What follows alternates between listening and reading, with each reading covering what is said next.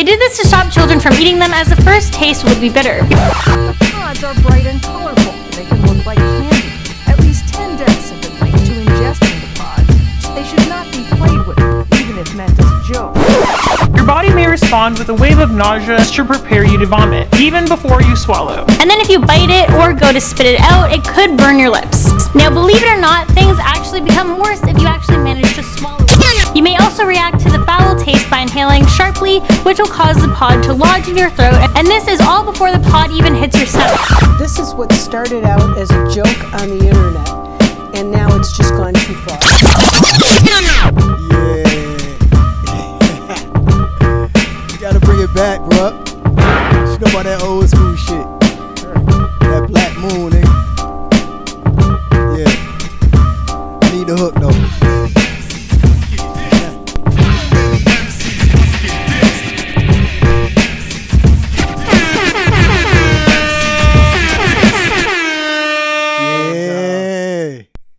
Welcome back to Eat the Pods, episode 6. 6 of these jammies. Yes. So, what you been up to, bro? Well, first of all, I am Alex, and you are? I am Rachiemans. Yes. Okay. Now, let me just say that I have picked all of the podcasts for this week after last week's less than nigga, stellar. go ahead. Yeah, I like this. The stellar performance from you with the Unwifeable podcast. This nigga, yes. all that Rachiman shit. Yes. Well, no, because you still are. Well, yeah, you're yeah, Rachiman. Yeah, Rachiman is, you're exactly. Rachiman. He called me Rachiman and shit. No, I didn't call you Rachiman now until it's then, but it's true. I think that fits. I'm going to start using that from now on. But I went out of my way to find, podcasts that I felt were more diverse. That I felt they were more diverse. That's right. I just didn't want to go for a whole bunch of talking to clubs and stuff like that. I wanted just to get a different. And I felt like that was a good idea. I definitely picked some super ratchet all across the board yesterday. It was, last week. Mm-hmm. It was just tic-tac-toe. Yes. For me, that type of stuff is noise. And I have a strong aversion to noise. So and yet you critiqued it. I did. With integrity. Yes, because that's what this podcast brings to the motherfucking table. Absolutely. Yeah. Absolutely. No matter whether I like it or whether I don't. Because first of all, I don't like too much of anything. So, I'm used to it. This nigga don't like shit. Yes. This nigga don't like basic shit. He don't like family. This nigga don't like people. No. This nigga don't like the weather, any of it. I've been out walking in the rain, though. I've been dealing with it. But I don't like it. Super emo nigga. Yeah. Where's that feedback coming from, bro? Okay, we're back after some technical issues. Yeah, we got it straight. Yeah, we got it straight. It's my fucking soundboard. So I was really excited about a soundboard. Yeah, it's a minor setback. We'll work on it. But yeah, so I did 3 podcasts this week. I chose them all. I chose the Point podcast. Okay. Yeah, right. And the next one? I chose the Black Men Can't Jump in Hollywood. All right. And the last one was the Hey Girl podcast. All right. Although from the group text, you kind of wanted to get that one. Only for the last 2 or 3 minutes. Well, not the last 2-3 minutes because they actually come back to other things. But there was a 2 or 3 minute segment in that show that immensely pissed me off. But before we get to that, I want to say the reason why I picked it. Rachiemans picks a lot of. You pick a lot of. Bro, we only 6 episodes in, man. I don't need Ratchet because they'll run with it. Come on, man. Listen, you pick a lot of podcasts that have a lot of women. Just how's the best to put this? They're just kind of words. Choose your words, motherfucker. Yeah, well, they a lot of the podcasts deal with women who are, I would say that they would be perceived in a negative light by society, not for necessarily society. By society, yes, as a whole. Well, not as a whole, because nothing's ever can be as a whole. I mean, for the most part, though, it's safe to say society. Yeah, I mean, because know if that's true, man. Well, I mean, that's Rachiemans talking to the nth degree. But no, seriously, I like things that are more positive and more uplifting. as a whole. Those are the type of things that I enjoy. I really don't like to just talk about one aspect or one thing. A lot of the podcasts you pick, girls talking about how many dudes they've slept with, what their, how big this guy's penis was, or just sex acts, and it's just like again and again and again, and they're having all these problems with men, and a lot of the problems that they have with men are, in my opinion, are self-inflicted because they're dealing with certain type of dudes, and so go ahead. See, this nigga right here got blindsided because he picked one with a very articulate. No, you're going woman, too far. You're going too far because very we haven't articulate got to that part. woman that he thought was not one of the ones I would have picked, and it's something that he would have picked. Right. And got the same shit, just worded differently with. No, it was worded the same. With less yes. It was a whole lot of yes. Yes. It definitely was, and I can't stand that type of like. But it was the same motherfucking mindset. It just what, yeah. But you know what? It wasn't 2 hours of it. So and it wasn't 2 hours. Yes. Of Well, it. first of all, the whole podcast was only 38 minutes. Yeah. I'm kind of with you on the brief podcast. I think it has to do with, again, the brief podcast is informational. Yes, you're gonna get your substance and then you're the fuck out of there for the week. Right. Whereas like I'm sitting there vibing with just vibes for 2 hours or three while I'm doing shit. Yeah. Yeah. So, but yeah, I could definitely rock with the informational jumps. So. Yeah. So this one, and so that's something you're going to notice about when I pick podcasts. They're probably going to be somewhere in the neighborhood. I love our podcast. I'll go to an hour and a half, but after that, you've lost me because it's mostly just people just sitting around talking about stuff that I'm just not interested in for that long a period of time. If it goes past an hour and a half, there's a social dynamic there that Alex the antisocial is not fucking with. Nope, not interested. Not even interested at all. I'm done. I've gotten up. I've walked off. But yeah, let's get into. Let's not get into it, man. I gotta ask you about some fuckery right quick. Did you listen to R.Kellys shit? No, not bothering. You know what yes. you know what I'm talking about? I do know what you're talking about, but I don't have time. I'm not sitting through a 19-minute track. I'm not doing it. Hold up, 19 is in your 30-minute. You can just think that's of it as a podcast. But it's not a podcast. It is a podcast. No, it's not. It's just it's him a nasty talking. man podcast. I'm not interested. I can't be bothered. I don't like celebrity news either. That's another thing that annoys me. Celebrity news, celebrities in general, I don't care. This nigga don't like celebrities. Yeah, it's just because they're just normal people. Yeah, they are. And people worship them for some reason that I don't know. We'll pass the stage. You know what? I actually was thinking when I was listening to this song and trying to not be judgmental and just be a pack thinker. I got a bad feeling about this. Are we bullying him? Do you think that it is fair to label him a pedophile? Is he a pedophile? Because I've heard sex cult and I've heard, whatever pervert or pissing on little girls and shit like that. Although in that instance, I believe there was a little storyline behind it where is that the girl was in a grown club. You know what I'm saying? I don't know if you knew or not. Because I don't know if he buried that fucking case pretty quickly.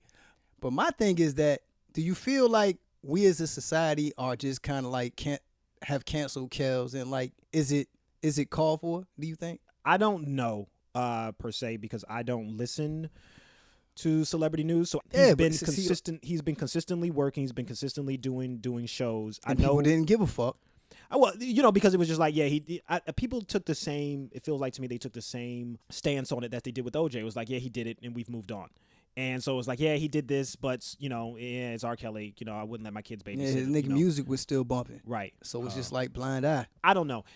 I think the better question is, if he is did it called for? Is it called for? Because we don't have any evidence. We have hearsay. There was a tape. Yeah, there was tape there, and that. But it was considered inadmissible. But the general reception from that tape was, "Nigga, that's you." I think he was just saying it wasn't him, but nigga, that's you. And that was the general consensus amongst everybody in the know of that tape. But I don't know. 20 years later.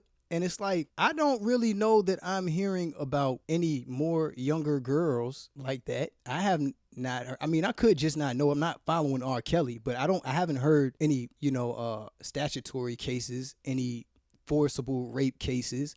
I've heard him fucking with young girls, as many people do in that walk of life.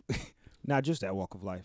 Yeah, a lot of people fuck with young girls. And yeah, why don't you tell us about that, Rachiemans? Shit, I fucked with a few young girls, but they're legal. You know what I'm saying? But my thing is that, what's the line?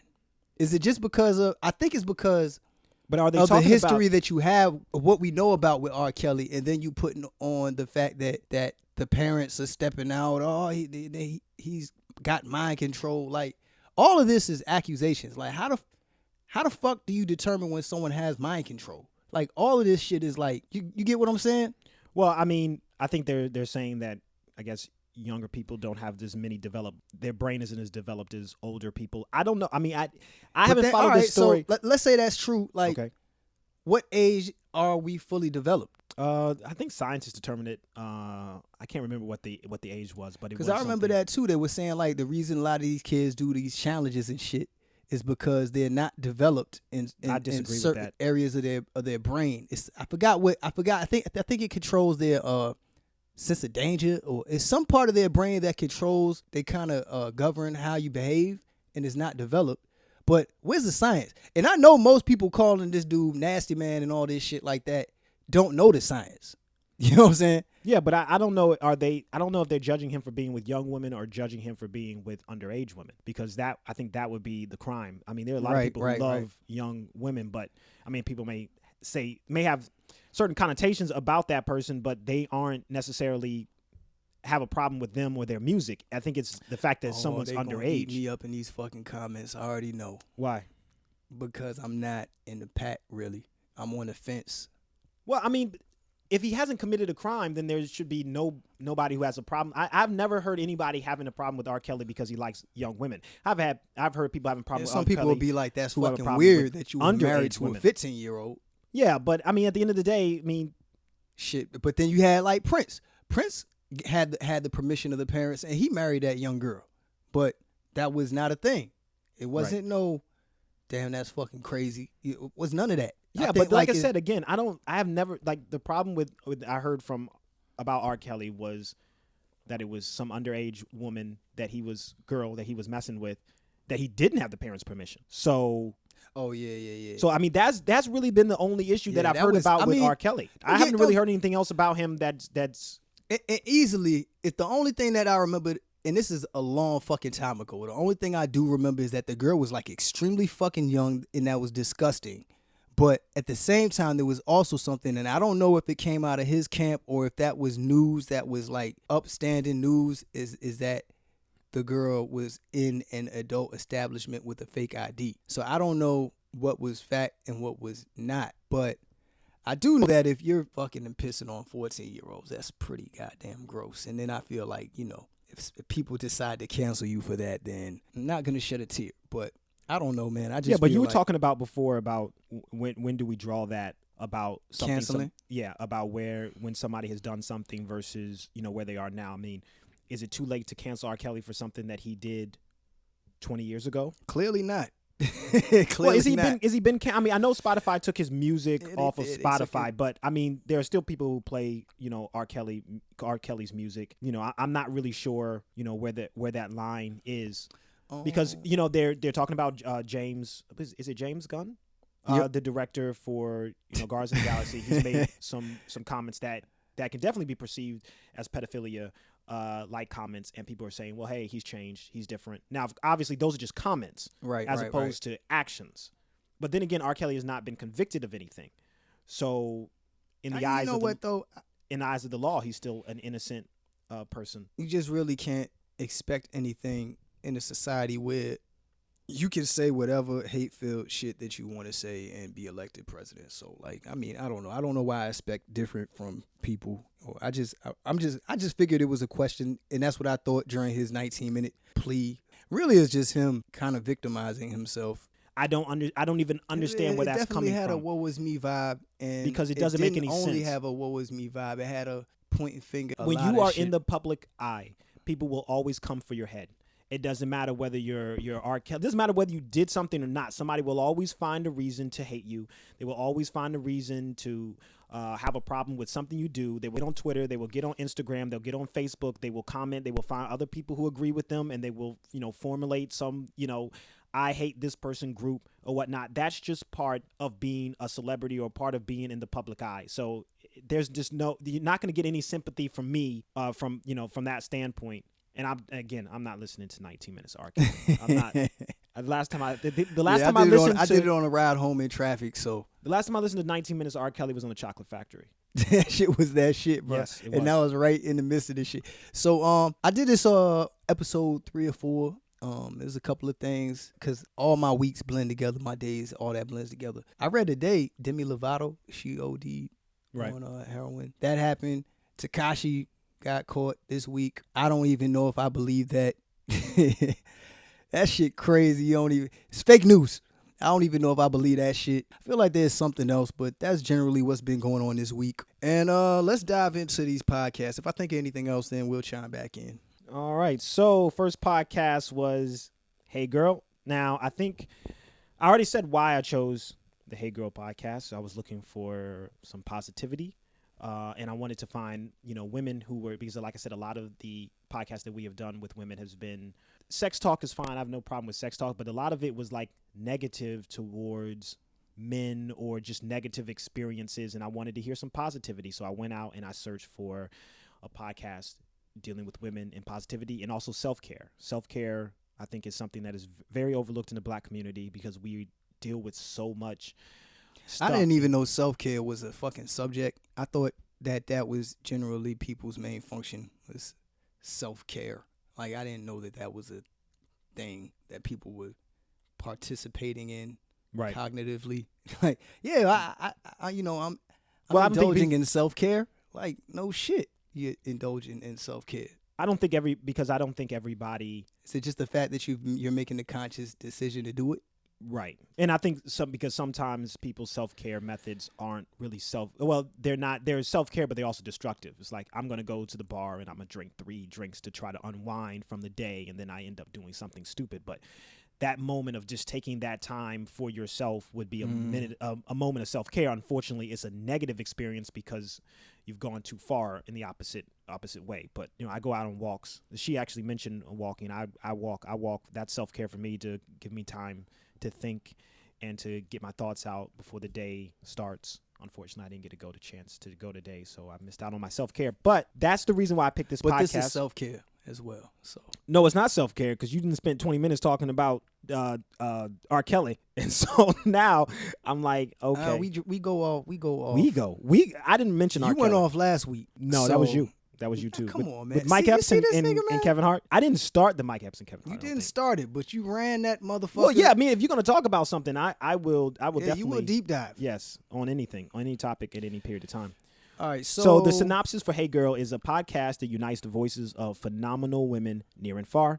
Created with sisterhood and storytelling in mind, author Alex L. sits down with people who inspire her, from friends to family members and strangers. The Hey Girl guests give us a peek into their stories through candid and intimate conversations.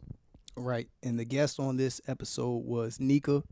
Nneka Julia. Yes. And so if you are going to look at that episode, it's Nneka on the power of possibilities. And I followed her IG as well. When we got into what she does, I was like, man, let me see what they're talking about. And I like her IG photos. I was listening to the podcast. I went to her IG. I clicked follow, and then by the time I got to the end of the podcast, I unfollowed because of that segment. This nigga yo, man, you got to stop canceling people because they flawed, man. But you know what? No, I didn't cancel.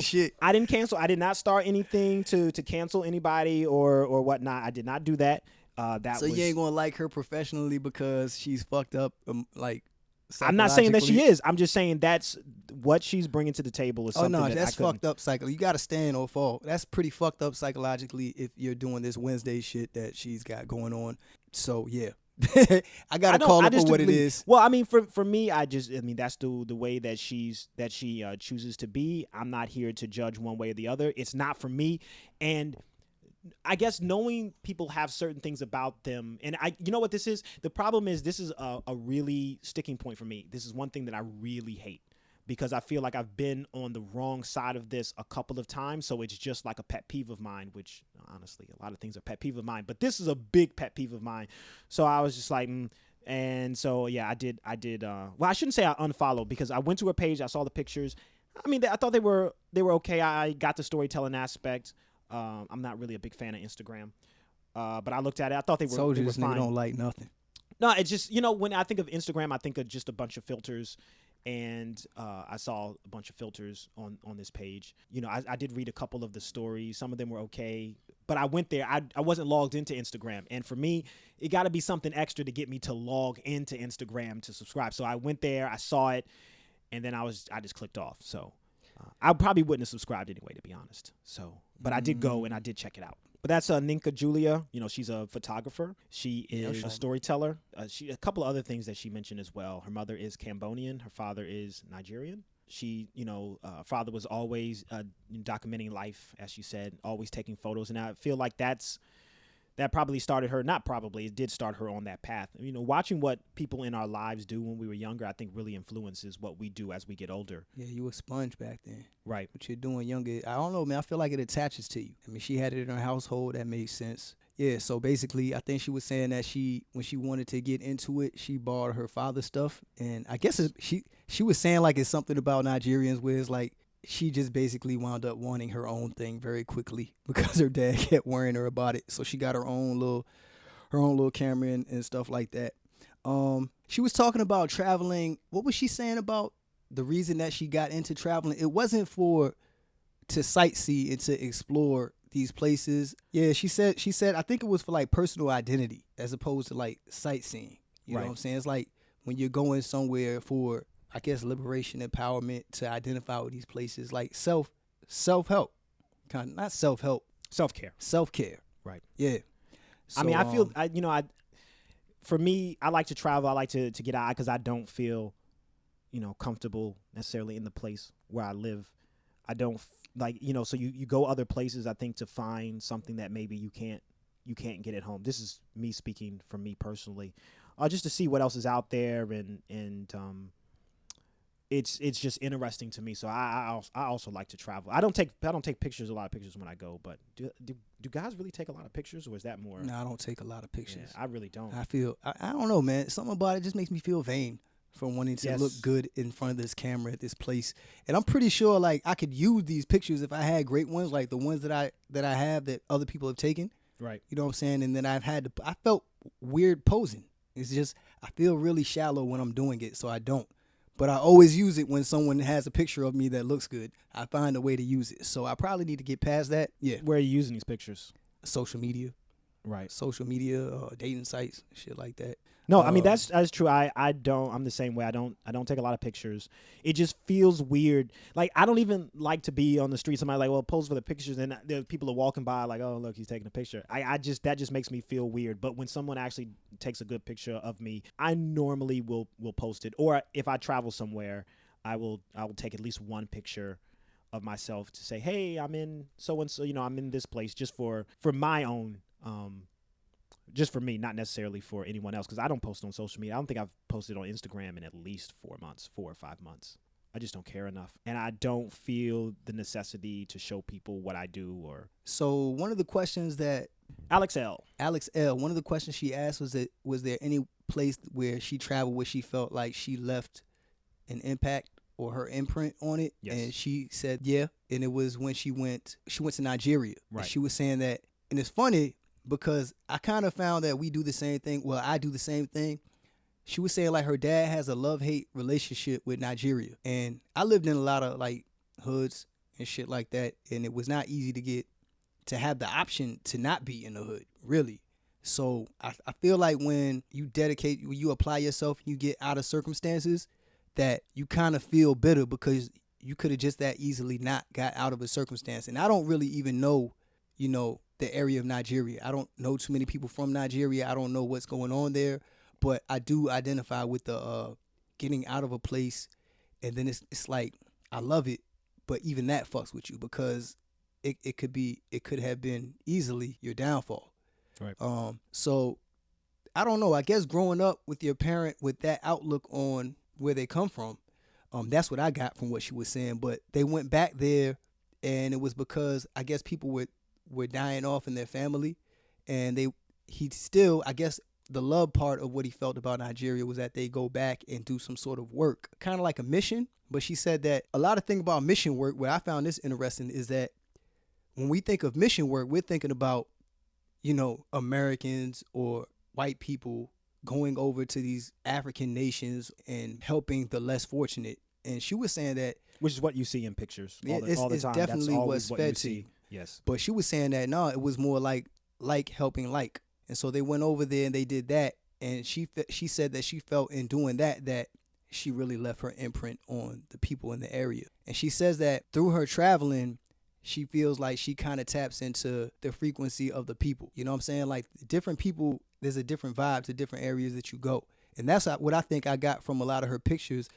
From listening to her talk, I kind of knew what to look for with the pictures. And I saw like the pictures had like a little bit of intricacies, like little meticulous parts that I kind of want to know about where she is from seeing them, like the details in the architecture, or like the plants, or you know what I'm saying, shit like that. I understand what you're saying. I didn't care, but I do understand what you're saying. Yeah, I mean, I would have scrolled past it if I had not been doing this podcast. It's not anything that when you see it is gonna stop you dead set. Like, I mean, if you're looking and you're like, damn, that's a beautiful place, I wouldn't mind going there. But I mean, they're good pictures. Don't get me wrong, yeah, and I do enjoy the the little story on the side. A very kind of like, I don't want to say it's derivative because it's not derivative, but kind of like a Humans of New York thing where there's like a little story on the side. Mm-hmm. There's a picture, but this is more of a global thing. Mm-hmm. So it's not, just based in New York. And that's always good to see, like a picture that's a little bit more meaningful than just someone who's like showing their butt or breast on Instagram and that's really all you get type thing. This is actually just people just in their natural habitat and a nice little story on the side. So I enjoyed that to some degree. I did like the fact too that she talked about, I think this is when she went to Cambodia where there were like 200 people in like the airport and like 100 people were like her family members. That support that you get. That's fucking dope. That is. That is dope, bro. Like to be able to just go back and be around your family. Like, and they support you like that because, the host asked her if she was, bilingual. And she was like, no, she's not. But she wanted to be. Yeah, she said she should be trilingual, but these fact that these people are coming up here who don't even speak English and they see you and they feel love towards you just because you're a family member. And that's it because they really don't know that much about you. I think that level of support is definitely propel you forward. And it can make you feel great about yourself and really, because, a lot of times, a lot of people don't have a lot of support. It's just them. And it's really hard to do things when it's just you. Because when things go wrong, you don't have a safety net at all. It's just, okay, well, here it is. And then you can go in your room and, turn off the lights and cry. And that's about as much as you're going to get.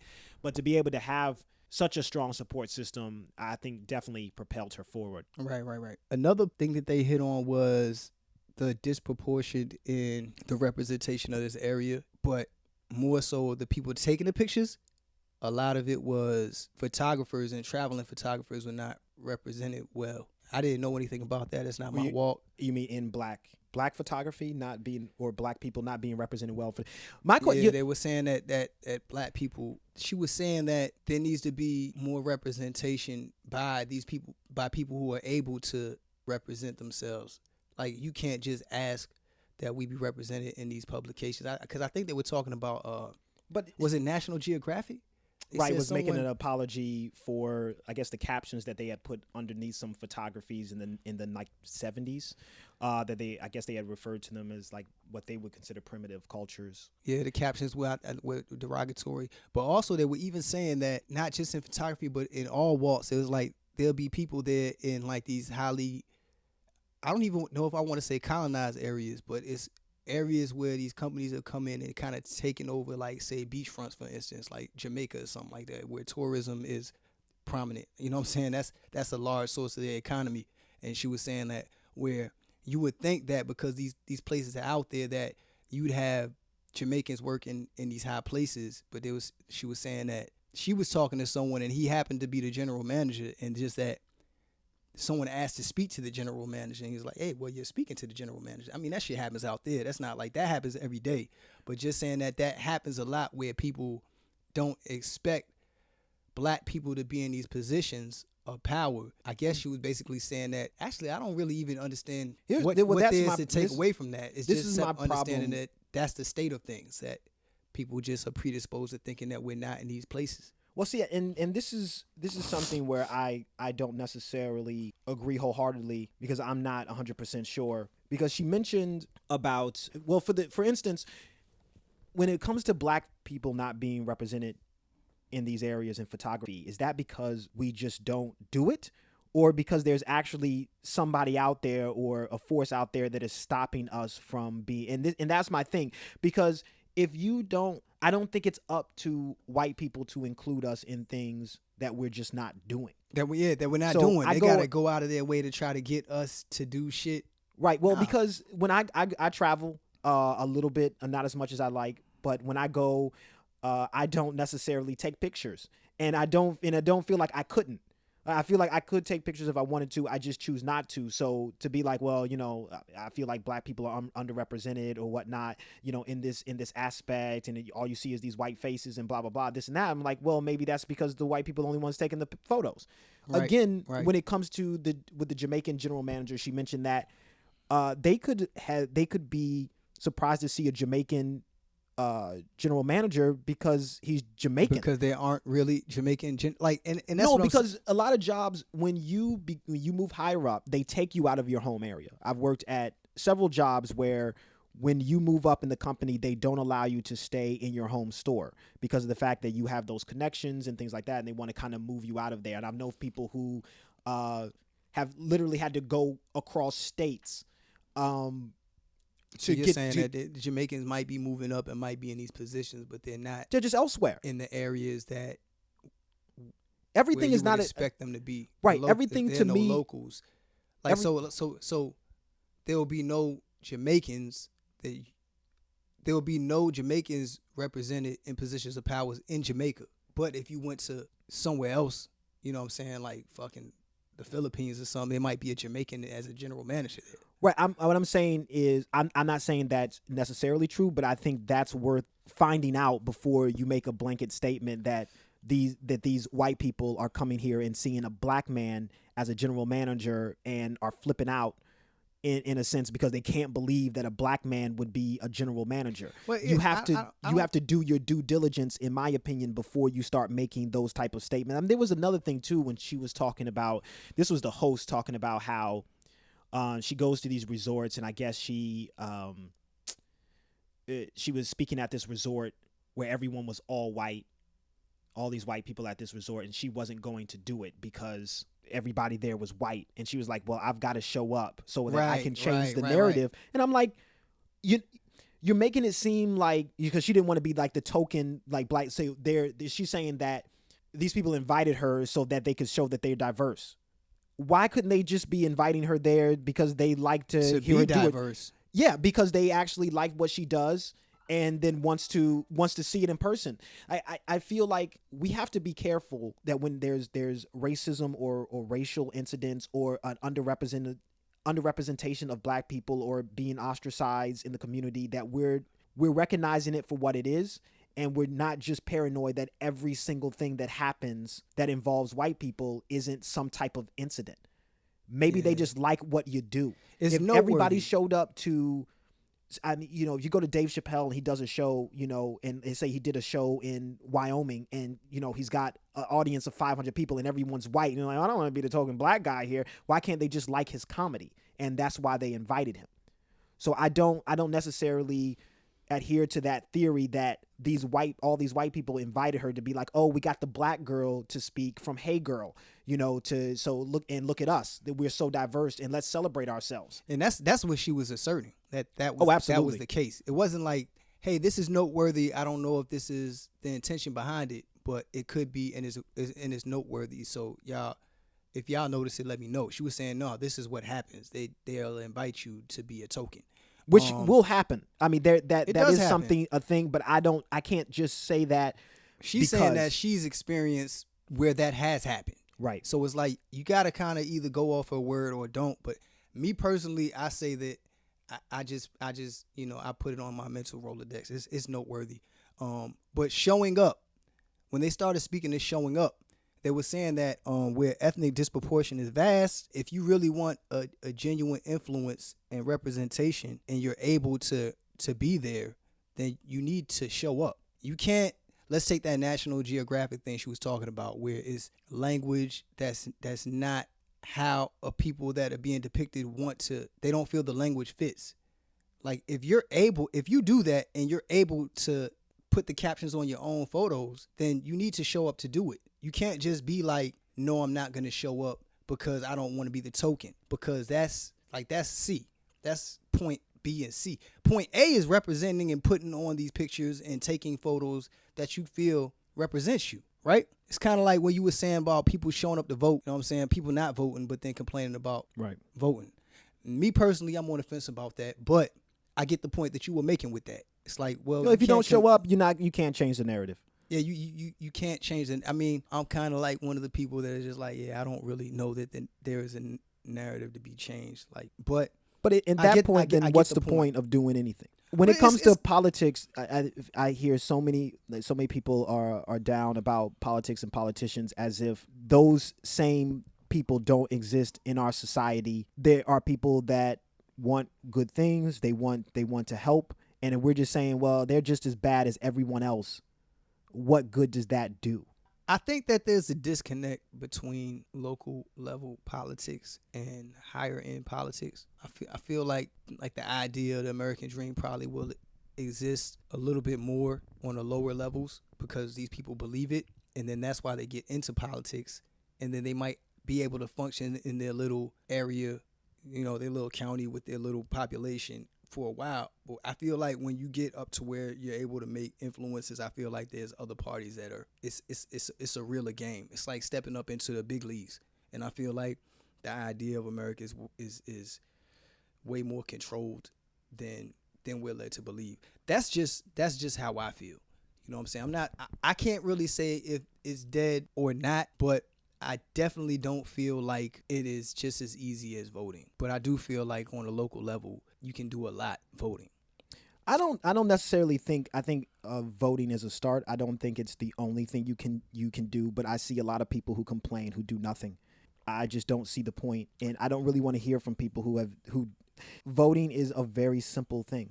It takes maybe 20, 40 minutes out of your day, depending on when you go, and to not be able to even put in that level of effort just tells me something about the people who are complaining, because I see the people who don't vote and I see what they do, and it's not much. So I feel like we could change things globally if we all came together and we decided that things were going to be different. Does that mean that it's just as simple as everybody showing up to vote? No, absolutely not. Not at all. But I do believe that we can make changes in our federal government as well as our local government if we started to come together and put our voting power to work. There's so many people who don't vote in elections. It's enough to sway the whole election. You never know who you could get. It doesn't necessarily enough that a third party candidate could win, a genuine third party. So forget Republicans, forget Democrats. You could actually have a true independent that if the people who don't vote voted and showed up to vote for that person could be in office, and that would be a huge change. People talk all this time about how destructive a person like Donald Trump is, and yet they want to say that government can't be changed and that it is what it is or whatnot. But you have this person in office who you hate so much that you feel like shouldn't be here because of his influence. Right, because of what he's done. People can, go in politics and make a difference and change things to the point where you're like, what is this? I don't like it. Unfortunately, for a lot of people, it's not what they want to see, Donald Trump in office. But it could also go the other way for those people as well if they were to show up and they were to vote and they were to try to change things. Again, voting is just one small aspect of what you can do. There's a ton of things you can do to make a difference locally and on a larger scale. Devil's federally. advocate, name a couple of them. A couple of things you could do besides voting to really influence. Gather up groups of people who feel the way that you do and try to affect change in that way by being a large group, very similar to the Alabama bus boycott where black folks just didn't ride the buses. So and that was economic. Right. Hit them where it hurts. Money is definitely one of those things that affect people in higher places. And if they see their money being affected, or they feel like it could be affected by something that you're doing, things will change. That's why you see a lot of people, I think, dropping out of certain things where they may not necessarily agree with someone's views, but they may not necessarily disagree with someone's views, but they're like, the people who disagree with it are such a large group. We don't want that affecting our money, so we're out of here no matter what someone says, and they'll be canceled or things like that. That's one thing you can do. Just helping out your fellow neighbor is something that you can do as well. Just helping people, seeing people as people, because we live in a country that is so polarizing, where people have extreme views on the left and extreme views on the right, but I feel like most of the people are somewhere in the middle. And I think shining a light on that to say, hey, we don't feel this way, we don't feel that way. We actually make up our own minds about each and every decision that is being made. And maybe the Republicans are right, maybe the Democrats are right, maybe the independents are right, but we're going to judge it on its merit, not because, you're red and you're blue. I think that can make a difference as well. Just helping people see you as a human being, because I think when they do, then I think that's the way we change hearts and minds of people the most. I see it a lot now with a lot of these people who are calling the police on black people. And I feel like if they have some type of genuine fear about who black people are, and I think some people do, I think some people are genuinely afraid of black people. And I think we can change that narrative. We don't have to, or I don't think we should be like, oh, well, they're scared, so that's okay. But what I'm saying is, we could change that narrative for these people by sitting down and having conversations with them and just showing what is it about me that you've seen, because most of the people's interactions with black people come from television and entertainment, and a lot of it portrays us as criminals. There was a time that it felt like the only time you saw black people was on cops and on the news committing crimes, and I think showing them a different side could definitely change the narrative in this country. So that's just a couple of things. There's tons of more, but those are a couple that come to mind. All right, so that was our political segment there. That was part of their podcast, just kind of expanding on it. So this is a theme that this is a great segue. It's a theme that I saw across both podcasts of The Point and Hey Girl, and that was your parental advice and guidance on career paths and economic strength, that type of thing. Building money, building wealth. That was all. Well, we haven't got to Waste His Time Wednesday. Yeah, we haven't gotten into that. Yeah, so because when we get to the Point podcast, though, I'm gonna use a British accent. I'm just letting you know. Don't do that shit, bro. Come on, bro. All right, that's coming. Just to let you know. So, but it also just to speak to that, there was also a part where they were talking about microaggression, where the host was saying that her friend lives in a building and she gets mistaken for the cleaning lady. And I'm kind of like, okay, how many times is this happening? And is that a microaggression? I've gone to Target, and sometimes I'm mistaken for someone who works there, but I've seen also other people get mistaken who work there who aren't. Nigga, you was making a delivery, and motherfucker asked you, did you eat their food? You got mistaken. But that was a black guy. That was a black guy. Yeah. This nigga asked you, did you eat their food? But you know what? The reason why I had to backhand that motherfucker with the bag of food. Well, but you know what? I mean, I know it took longer than he expected. This nigga, what he thought you pulled over to eat his food and then take the bag back up? I mean, possibly. I don't know. I mean, when you listen, nigga, don't have composure now. You was highly upset because about that. I felt shit. like that was a very disrespectful. That shit was disrespectful, nigga. Nigga said I don't eat hungry people's food. I don't eat unprofessional. People's food. Yes. So, but so I don't.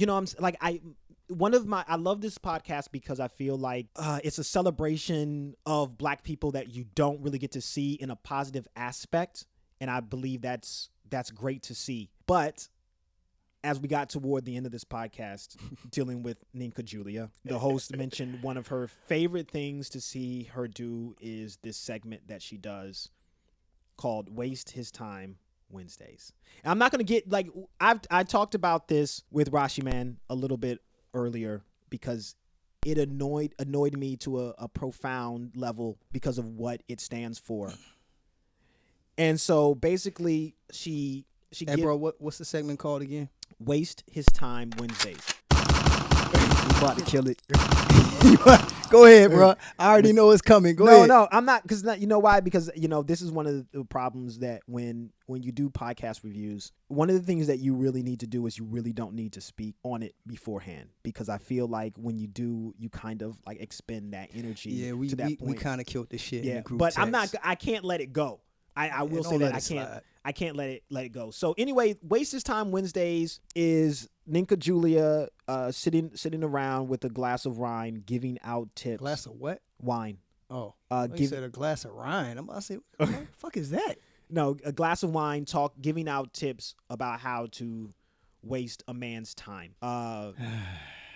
And this is exactly. No, it feels so good to hear this shit coming from a woman. Just to know that it's not gender specific. It is not gender specific. It is not class specific. It is a hurt thing. I think it's always coming from a very vulnerable place when people do these things. It's either they don't want to access their emotions or they're just the fuck boy or fuck girl in general. That's where they at. So, but she mentioned because you didn't think that you would hear this from this girl, huh? It's not that I didn't think that I would hear this from this girl. I just didn't think this would be something that they would cover on this podcast because it's a positive, uplifting podcast. So I was really hoping that I wouldn't hear this type of noise. I don't like this type of noise. But so she was talking about how she gives tips. Yeah, well, she said like laugh at his jokes. She had mentioned like listen to his endless shit, man. Nigga can't even you making this nigga feel like you're vibing with him. Right, laugh at his jokes. Listen to his endless passions, and then she says, if you meet his mother and he tells you he loves you, listen to his endless passions. Yes, nigga, listen to his endless passions. And then if you meet his mother and he tells you he loves you, that you went too far. So you know what you're doing. And she said that. Shits. Get to it. No, this really annoys me. Oh man, I really don't know where to start because it brings up way too many things for it's like in my head there's all of these thoughts that are just like trying to force their way out. But she said she did it because she felt powerless, and the reason she felt powerless was because there was literally nothing to substantiate that she felt powerless other than she had a relationship and it was over. Well, she said she that didn't deep delve into why. It's just that a thing she does. She said that she felt like it was always like Nneka and like it always had to be someone else, but that's on her. That's not on anyone else. So she felt that the best way.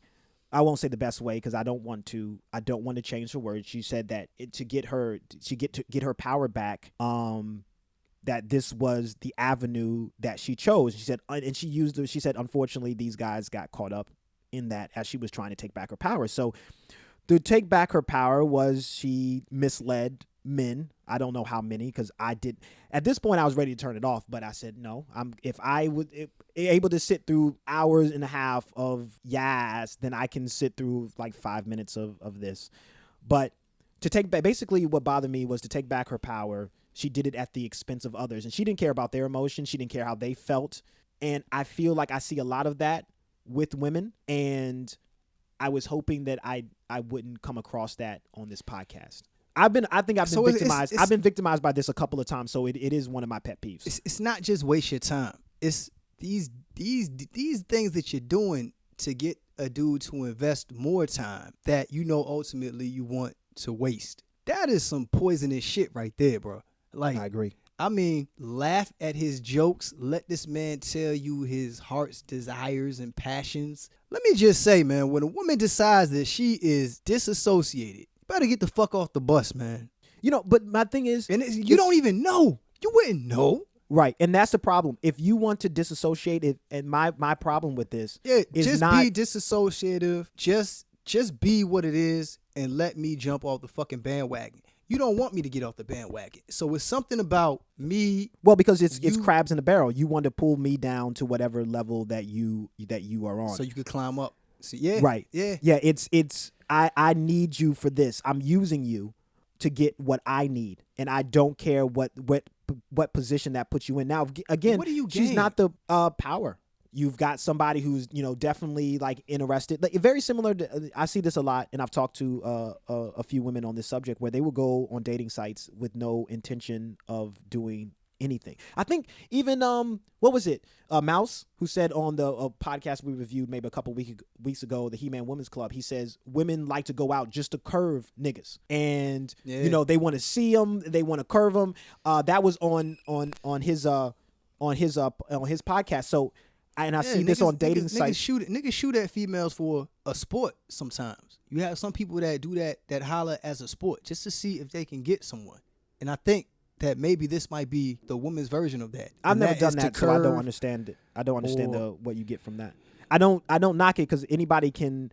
I just like people to be real. Just to know that you can do it. It's something about the hunt. I think it's something about the hunt where I like people to attaining be. a woman or attaining her company and her time that's not a given. So to know that you can do that is kind of liberating. So I'm guessing maybe it would be that she feels that getting a man who is usually not with commitment to invest into her on some level is empowering, to know that she could do that whenever she wants. Which if that's the case, that makes you pay attention to what really is being addressed by doing that is the fact that you don't feel that this person that hurt you, you were able to hold their attention. But you want to, in order to build yourself back up, you want to feel like, but you can get people's attention and get them invested in you. It's not a you thing. I think that has to be the only thing that you're repairing and that you're gaining power from, is the fact that you can hold someone's attention and get them invested in you. Because maybe that's why the thing you were in failed. Because other than that, like I don't see where the power would have been an issue. You know what I'm saying? Like you look to the way people are behaving, and you have to kind of, it's left for you. You can kind of infer that what they're doing was something that they were not really confident in. And I think that's what it might be. Because I know, like, sometimes, like, if a dude come off the bench and you've been in something for a while, you might come out shooting. You shooting at everything. You just want to get your shit back up to par to where you can attain somebody. You know what I'm saying? I know you don't know what I'm saying. No, I that's like not people really to be. a thing, but I like people to be real and authentic, and if it's not real or authentic, I don't want it. And this is really not real or authentic, and so it bothers me because I feel like when I see a lot of women who talk about guys in a negative light, and they talk about how they act, but I feel like some guys are the product of this type of behavior, and the reason they are this way is because of how they were made by things like this, where they've invested time in a woman, lots of time, and it falls apart for no other reason than the girl never was interested in the first place, and they pick up on that later on, and then they turn into that person who's like, well, then I don't care, and then they don't ever invest in anyone else in that same way, and so we create the monsters that we hate, and become the monsters you hate. Right. Yeah. And so it's just I don't like it. I didn't like this at all, you know, especially coming off such a very positive podcast. And another thing that bothers me is, I don't understand that. If you got what's your audience? You have a group of people that's going for the self-care and the inspirational aspect and the informative aspect, and I don't think that this is a dynamic of that show, period. I think that this is something that this guest does, but I was surprised that the host of this show was kind of feeding that energy. You know what I'm saying? She was loving on her platform. Yeah, she was feeding that energy. She brought it up. Like, she brought it up on her own, and she said this is humor. She said, I love it. This is something that I watch every Wednesday, and I, you know what I'm saying, that type of thing. It's yeah. It's disappointing. I don't really even know if that would have connected with your intended audience.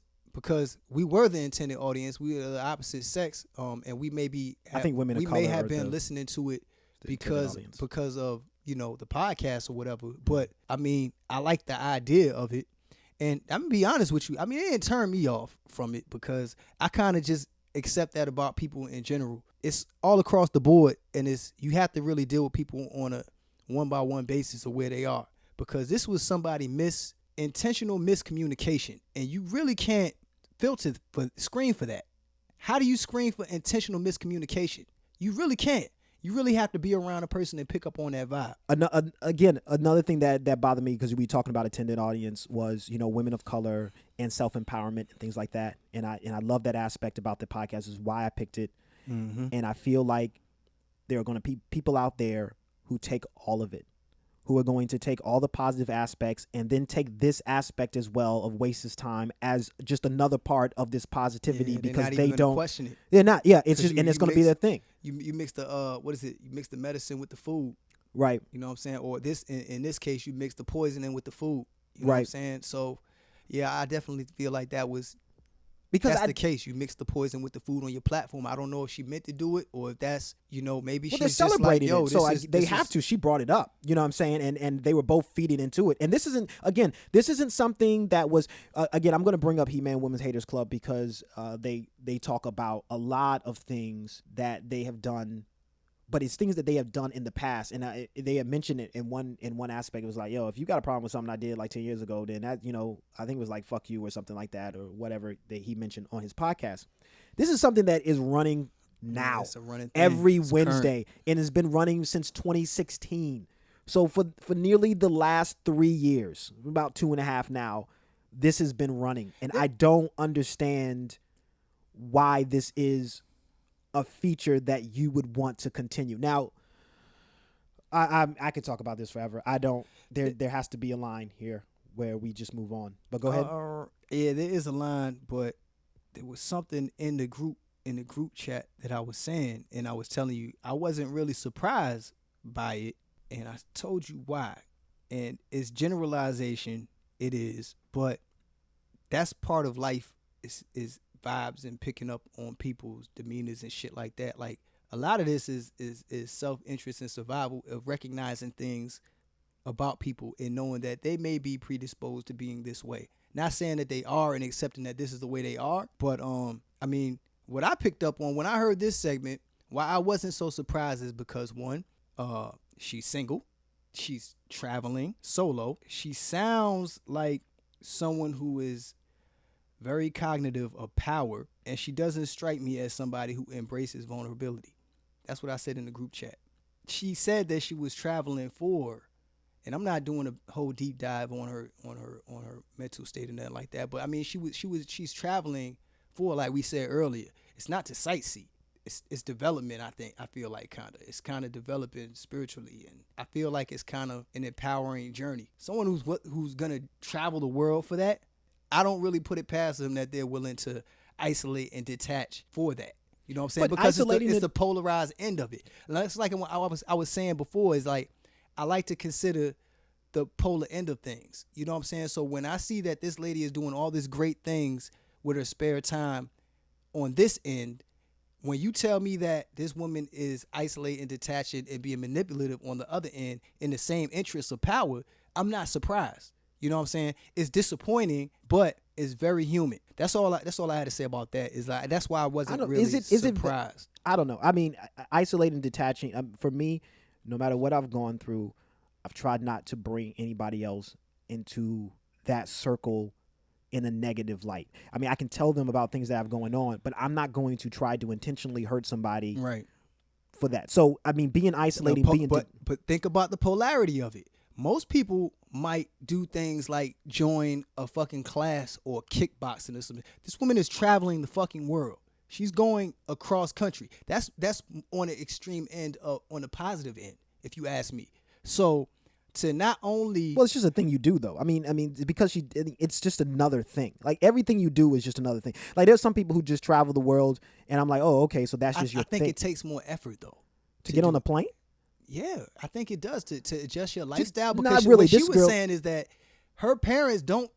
That was not something that was handed to her to do, and that was not something that she was familiar. It is if you got 100 people that are showing up to meet you at the airport. But she didn't know that she was going to have 100 people when she did it. But that's when she first started, though. So right. that's so. But it like was a leap, though. So it's not a leap, though. I got on the plane too, and I didn't have anybody there meet me at all when I went. And that was the first time that I went. It wasn't really a leap. It was like I got to get a plane ticket. But what were you doing that out of? What I'm saying is that I was doing out of just wanting to travel.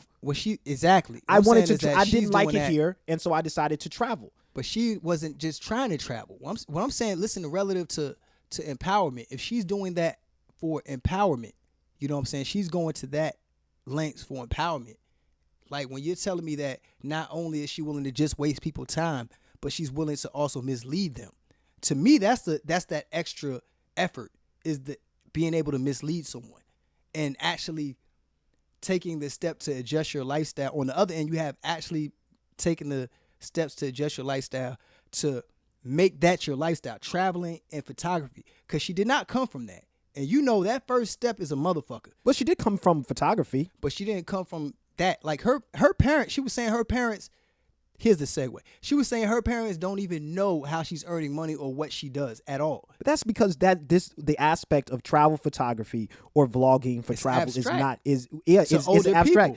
people. It's abstract to a lot of people. So I don't think that's necessarily something that is something that they would know in general. It's just something extra. The fact that her father documented a lot of their life was a real big portion or part of why she got into photography in the first place. The traveling aspect. Listen, every girl that I meet wants to travel. Like, I mean, that's like a thing, and they take pictures. So what she's doing isn't necessarily all that different from what I see. So you don't really feel like that's an indicator of the polar opposites. That's all I'm saying is that if you look at one end of something, like try to consider the other end of that. Right. You know what I'm saying? Not saying like this is even if you don't agree that this is the instant, I would say that's a good practice to just get a feel of the other end of this thing, because they could be capable of that as well. No, I mean I definitely agree with that. I don't think you should go into anything with blinders on, and you definitely should be around people and find out who they are and why they do the things that they do. So you want to but they're also too she did mention something about how they're rooting for everybody black. At the end of the day, I'm rooting for everybody black. Listen, I don't root for everybody black. I just want to say that. I just want to put that out there. Yeah. There are some people doing some black people who are doing some stuff that I just don't agree with, and I just can't root for them just because they're black. So, to wrap this up, she mentioned self-care.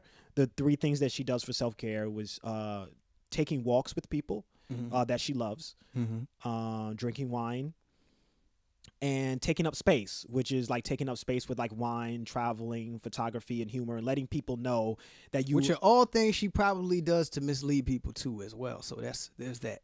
Well, yeah. Well, it's interesting that she mentioned like. I know, man. I don't want to die back. No, just not. No, it's for not taking up space. Feels like you're trying to fill a hole that you have, and not only that, she says you don't want to look at the empty space. Right, and another part was she said letting people know. And letting people see that you are capable of more than one thing. Who cares about what other people see or know? I think that's another telling sign. I guess that will kind of let them know that they're also capable of it. Maybe was she saying that? I don't remember that part. Well, that came like right at the end. I don't understand people's fascination with showing other people what they are capable of letting see, and that to me is a telling sign that someone's not comfortable with who they are to some degree. I don't want to project, because that's projection. That's not what she said. But what she did say was that letting people know and letting people see that you're capable of more than one thing, and how that falls under self-care. That's the opposite of self.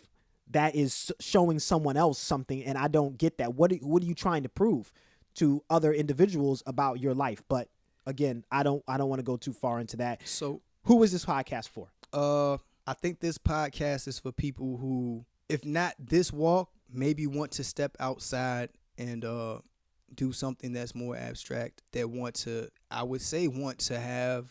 hear positive energy. They want to hear uplifting things. They want to hear things from people that look like them, because I do think this is for black women. This is definitely a woman of color podcast. It's a black woman's podcast, and I feel like, I mean, you don't have to be black. I don't think, but I do feel like as a black woman most of it is about black women though on this podcast. Yeah, I mean, people say women of color. Something away from it, but and when people say women of color, a lot of I've seen it differently. I've seen what this, because I never even knew what POCs meant. I saw people POCs and whatnot. And then I found out that meant person of color. When I normally see POCs, it normally is because black people aren't the only people of color, but this podcast is definitely minded toward women of color or black women just in general, and I think that's who this podcast is for. I definitely enjoyed it up into that little segment, and I've listened to another episode before in the past that I actually enjoyed as well. So if you just want to hear uplifting talk about people of color, I think this is definitely the podcast for you. Yeah, that's pretty much what I got from it. And what I was talking about, that the thing that I heard in this podcast and the point, I could get into that when we are discussing the point. Yeah, we're not to the point yet. We'll but I say mean, the it was point. in both of them. So right. Yeah. I want to save the point for last. I gotta get my British thing going before we get to that. Oh man, go ahead with that. So we're gonna move and segue into our second podcast that we did, and that was Black Men Can't Jump in Hollywood. Now, the synopsis for this is Black Men Can't Jump in Hollywood is a comedic podcast that reviews films with leading actors of color in a major motion picture and analyzing them in the context of race and Hollywood's diversity issues. Now, this particular episode's synopsis was, we review the new film Pacific Rim Uprising starring John Boyega that recently dethroned Black Panther's 5-week run as #1 in the box office. We talk about the star quality of Boyega, the Pacific Rim franchise as a whole, the diversity of the cast, Scott Eastwood's chin, and if this film helped the cause. Okay, I now, you may be saying, Pacific Rim dethroned Black Panther. How old is this? I picked this episode because these podcasts are extremely in-depth about certain films, and I didn't want to pick one that is current because of the fact that, a lot of people haven't seen it, and some of these podcasts are like 2 hours. So if you listen to a 2-hour podcast on Sorry to Bother You, I don't really know what's going to be left for you at the theater. So I went back and did an older episode. And also this one was one of their shorter episodes because some of these are like 2 hours or 10 minutes. Yeah. So I chose this one. It was about an hour and a half. And it was interesting too because I feel like John Boyega might be that next guy that people are. He's definitely the one that people are trying to bring up to the forefront. I see him in a lot of different things now. And of course, Star Wars is always topical. But yeah. All right. So what'd you think? I didn't see Pacific Rim. You said you did see Pacific Rim. I thought I saw Pacific Rim. God. I think I might have seen part of it. I listened to the entire podcast. Did you watch it? About a movie that I have not seen. I chose, and now again, I actually left that part out because I did mention this in the group chat, which I don't really think this so much of a group chat. It's just kind of like me and you in there. I chose this one too because it was a movie that we have both seen. Yeah, I haven't seen it. And you didn't see it. No. So that, kind of puts a... It doesn't put a damper, but I mean... Well, yeah, it does, because, they talk about, Black Panther a lot in this film. Not to say that we can't really talk about the movie because you haven't seen it. And one of the parts of it... They talked about it where I could talk about the structure of the show. True. I don't really want to dive into Pacific Rimmed out. It was 2.5 hours on a fucking movie. And no, it wasn't. It was an hour and a half. It was long. It was a lot. Listen, you want to delve into 3 hours of a Joe Budden podcast, which is just them talking about whatever, and you can't do an hour and a half of a movie podcast? Listen, I did it, and I did it not having seen the movie, so I don't want to hear that shit. I sat there through it, and I don't because think it's much it was shorter. It wasn't 3 hours. Yeah, it wasn't a bad podcast. I feel like they discussed a lot of things that could be going on in the plot. A lot of delving into certain actors. I guess comparing certain characters to certain other movies and the fact that this is finally a black person's kind of badass character. They talked about that. They can't compare them to Will Smith in Independence Day. Yeah. Which is a very interesting comparison. I didn't necessarily see that when I watched it, but I definitely get what they meant. It's hard for me to compare it because I was like a younger when Independence Day came out. I just might have been more for it because of the fact that I was young. You go back and watch some movies when you're older, you're like, man, this was terrible. Like, that type of thing. Because I didn't really see that in this movie. I would have to go back to, again, watch it one more time to pick up on everything. But I do understand the comparison there. No, you don't have to go back. All you have to do is listen to them. No, because there's a lot of plot points in Pacific Rim Uprising. And they covered all of them.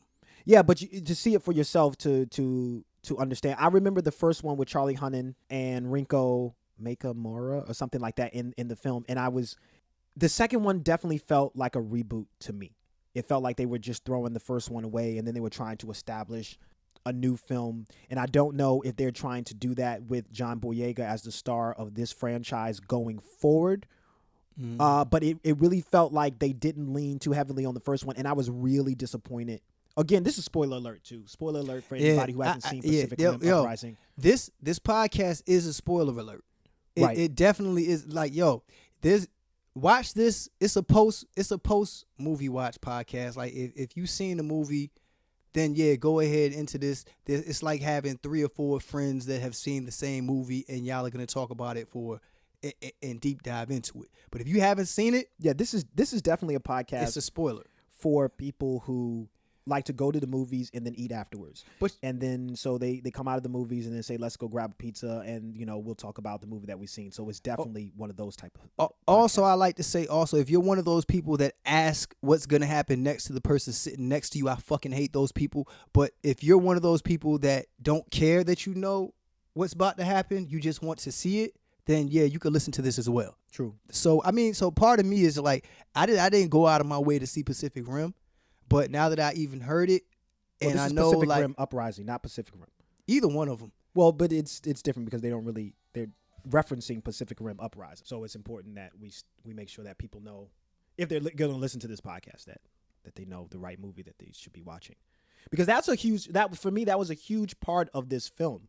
The fact that it definitely felt like a reboot, and I definitely didn't feel okay with that. There's a part in there they were mentioning Wrinkle and John Boyega, and I felt that this movie missed a key element. That now Idris Elba, which is John Boyega's father in this film, he died in the first one, saving humanity. And I felt like this would have been a great vehicle to have John Boyega's character and his sister in this film like come together and have this brotherly, sisterly love and bonding over the loss of their father and what he meant to them and the things that he was. And I really wanted to see that, and it just became more of a popcorn film. They changed it. I thought the first one had a lot more gravity. It was a lot darker, and this one just seemed kind of like a fun time at the movies. They changed the entire tone. I wasn't here for that. I didn't like that at all. So they killed her off, relatively early in the film, and it felt like they were just establishing that everything that you knew about Pacific Rim was going to be changed in Pacific Rim Uprising, and we're going in a whole different direction. And I wasn't ready for that. Not after one film of Pacific Rim, which the reason they made Pacific Rim Uprising is because Pacific Rim, the first film, did way better than they expected. Way better. So you get a part 2, and then they just kind of basically throw a lot of stuff out of the window. In fact, the host mentioned that the reason in the first film that the kaiju come to Earth is because it's a perfect environment for them. And then they turn around in the Pacific Rim Uprising and they go, well, the kaiju is changing the Earth because it isn't a perfect environment for them. And that doesn't make any sense. So yeah, but then again too, coming from somebody who doesn't really have a lot of family, maybe I just wanted to see something different. I didn't want it to be about, like a love triangle, which it wasn't. That wasn't necessarily a thing, which I'm glad that they didn't. They did change that a little bit, where it wasn't just about like the people who the host in the show mentioned several times. They were saying how talking about the love triangle aspect, and was like, I'm glad it didn't come, and most of them felt glad that it didn't come. They teased it and then they kind of took it away, which I'm glad about.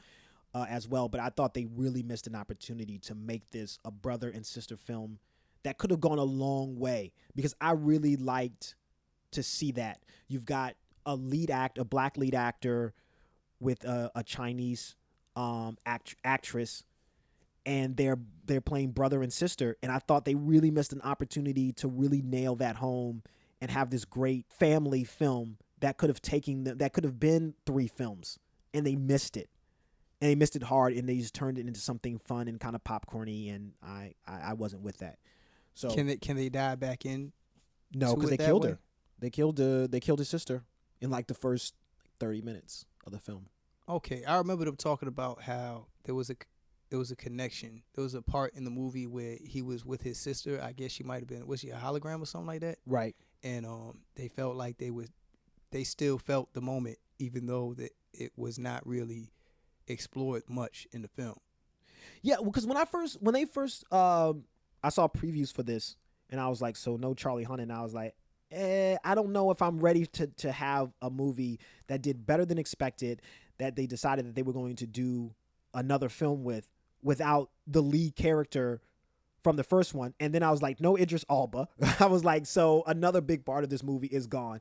And then they were like, yeah, Wrinkle's going to be in it, but she's going to have like kind of like a small part or whatnot. I was like, so basically everybody from the first one is going to be gone. Not everybody, because Charlie Day was still there, but just in general, like a lot of the main characters were going to be gone. I was like, I don't know if I'm here for this. When I saw his sister It's kind of like what they doing with Star Wars, though. All these off storylines and shit like that. Like, could you do that with Pacific Rim? Just have different storylines and tie them together slightly, kind of like they're doing with the Marvel movies and all of that. Could you do that with Pacific Rim? No, because you killed off like all of the main characters. All the main characters? Basically all the main characters are okay. gone. So unless you do a prequel, you could do a prequel. And that's been done before. If you do a prequel, I'm like, what timeline do you do, really? And then you have to age all the actors down. But it did good, right? Yeah, I think at the box office it did well. I don't think it did. I don't think it did the numbers of the first one. I can check that while I'm looking around. Do something. Did we get into the host names? We didn't do the host names. Sometimes it's hard to figure out the host names, and if that's another thing too. I couldn't even tell how many there were. I believe there were It's three. like 3, right? Yeah. I should be able to like throw some pictures up with your names underneath your podcast so that it's easier to tell who it is. At the beginning of this podcast, I try to always say who my name is. You can kind of tell. I have a kind of a droning type voice, so it's kind of easier to distinguish me from Rachiemans. So you can kind of tell. And if you've got like a lot of people on your podcast and everybody's kind of speaking and whatnot, same voice. Yeah, it gets kind of hard for you to distinguish between everybody who's, everybody who's talking. And a lot of times people are talking over each other, and then somebody will just stop talking or whatnot, and it gets really hard to distinguish. So, so Pacific Rim Uprising did. Whoa, no, it did not do that well domestically. Domestically, it did $59 million. I'm rounding to the million. Down to the $1 million. So $59 million on a production budget of $150 million. The foreign box office, though, is where they made a lot of their money. They did $230 million foreign. That is very rare to see a film do better overseas than it does. Now, that is another part of this thing that I didn't feel like they covered, because this podcast is covering basically black actors, black directors, movies that they make. The reason this movie had a lot of Chinese actors, and one of the reasons why they had a lot of Chinese actors, because this film overperformed in China. I think it made like $111 million the first one.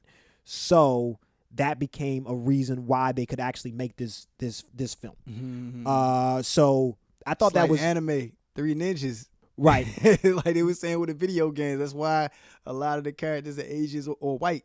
Now, Pacific Rim, the first one, this is the original, was $101 million domestically, so about $40 million more domestically, and it did $309 million foreign, so about another $70 million foreign. So it definitely performed a lot better, the first one did, than the second one. I mean, drastically better. So that should tell you something about what type of film that this turned out to be. I didn't like it as much as I like. I think the host liked this one better. Some of them, I think one of them liked it more. Yeah, it's a fun popcorn movie. I don't hate it, but I can understand popcorn movies. I think I can just appreciate it for what it is. I do that same with Star Wars. You're a writer, so I think you see things structurally when it comes to movies and writing. You know what I'm saying? That a lot of people are not picking up on. You have a more keen eye to things. Well, I go to have to the film. I can appreciate going to the cinema for a good time. I go to see a Star Wars movie. I'm there to see Star Wars. I'm not there to critique every single plot point or whatnot. I'm not like, I've seen people go crazy about Star Wars. I've seen them go crazy over John Boyega being a black stormtrooper. In fact, one of the girls who plays Rose, I can't remember her name right now, but they say that she got off of Twitter because of the bullying that she was taking for being in the Star Wars film, which I thought was absolutely ridiculous. But I don't doubt it just because of what I see from Star Wars fans. Not all of them. Again, I don't want to generalize.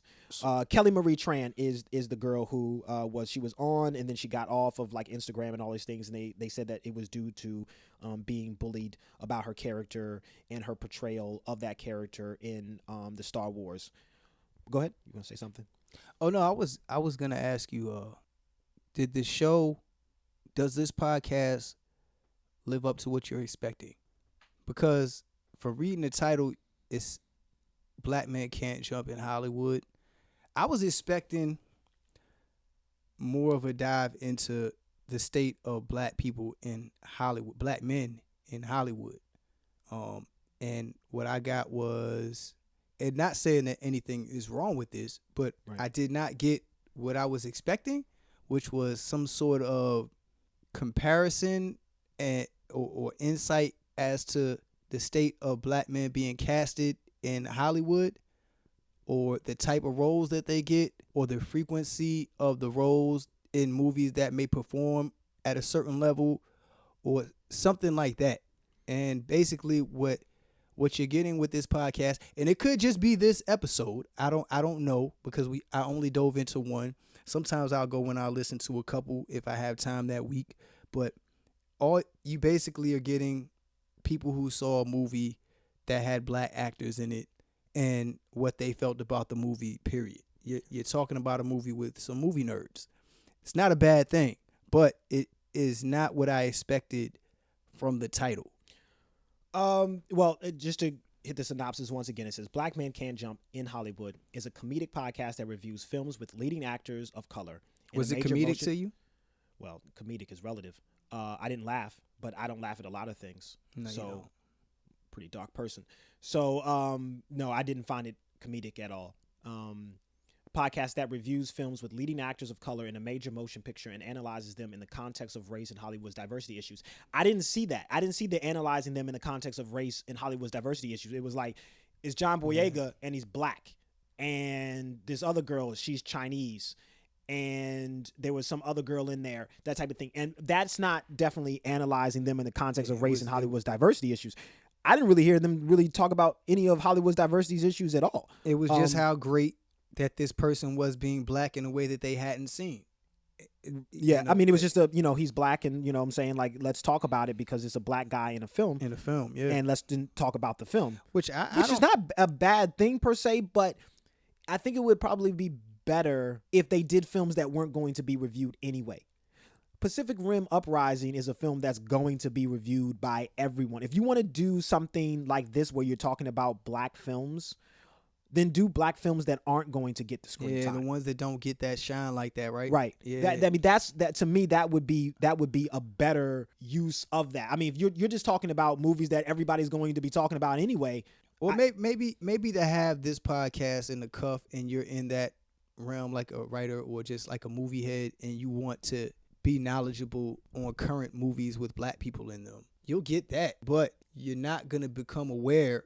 No, I agree Hollywood. with this. If you, we're getting towards the end of this. Obviously, you haven't seen the movie, so I'm not going to just keep going on and on about the film. It like I said, it did feel like I was sitting around with my friends talking about Pacific Rim Uprising and what I thought about it and whatnot.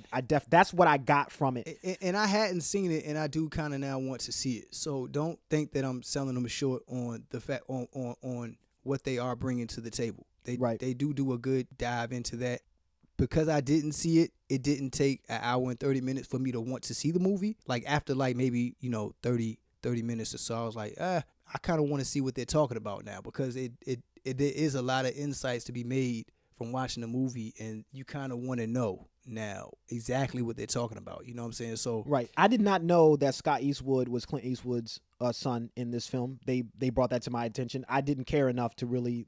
Like, it didn't bother. I just came there to watch the movie. I really didn't care who was acting in it. I don't really go to movies to see actors. I go for storylines and plots, or just to have a fun time at the theaters. So I did not know that. I thought that was a good comparison to the Independence Day, Will Smith, and then John Boyega in this film. So there was definitely some insights that they brought to the table that I think that was worth giving it a watch. Or listen, I should say. This is the last thing I'll talk about it.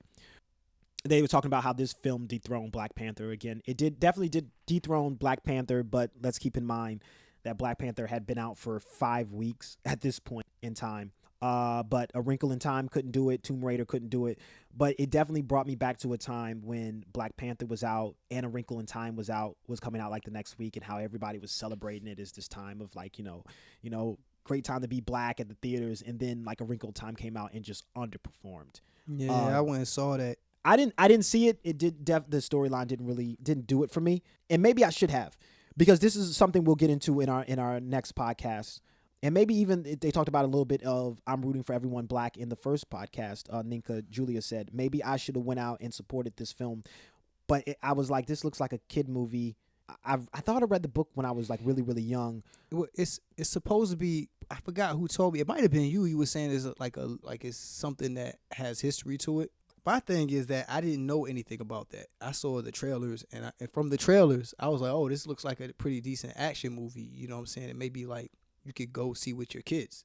Right. And I don't have kids, so when I went there to see it, that movie was slow as hell, and I did not enjoy it. I did. I'm sorry.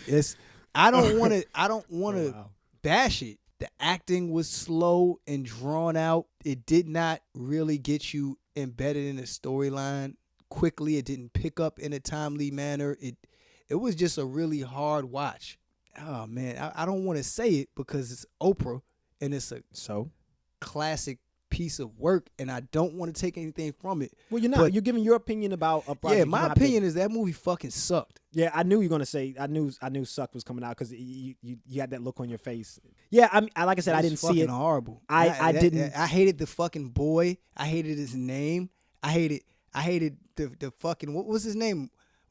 William. Hold on one second. I gotta just name off all this shit. I was trying to hold back because it's Oprah. And it was next to Black Panther. And all the reasons that you were saying. That little fucking boy was obnoxious. His name sucked. His acting sucked. I mean, he's a kid. I don't want to shoot kids. I'm just talking about the movie now. Don't try to put that on me. Well, you're doing it. You're the one with the... I'm not shooting a goddamn kid, Alex. It's the fucking movie. I mean, so you notice the differences. So that's referencing the movie that you're doing now with the gunshots. It should have been fucking guns in the movie. I might have been able to stay awake if William Wallace. What the fuck was the kid's name? I don't know. I didn't. Patrick I didn't Henry.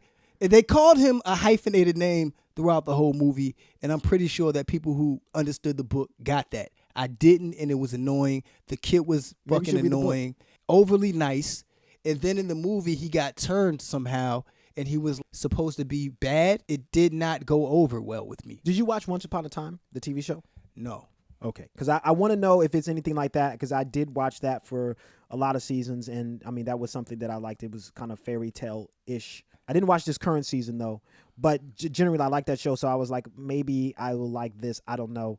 But yeah, I just brought that up to say that, you know, there was a time when that popped out, Wrinkle in Time came out, and everybody was talking about them together. It looked like Black Panther, really Wrinkle in Time, movie, bro. Great time to be black. You know, we're all coming out, and you know what I'm saying, that type of thing. And then it dropped in like the next week. It was just like, okay, so Black Panther's still out, right? Yeah, it was horrible. All right, so I mean, I think we already discussed who this podcast is for. First, it's a vibe podcast. It's a fucking vibe. It's not informative. No, I would agree with that. I feel like it's just a vibe. You're not gonna. It's not letting you know anything of any real world substance behind black actors. No one's doing research, you know, to give you numbers about, at least in this particular episode that we listened to.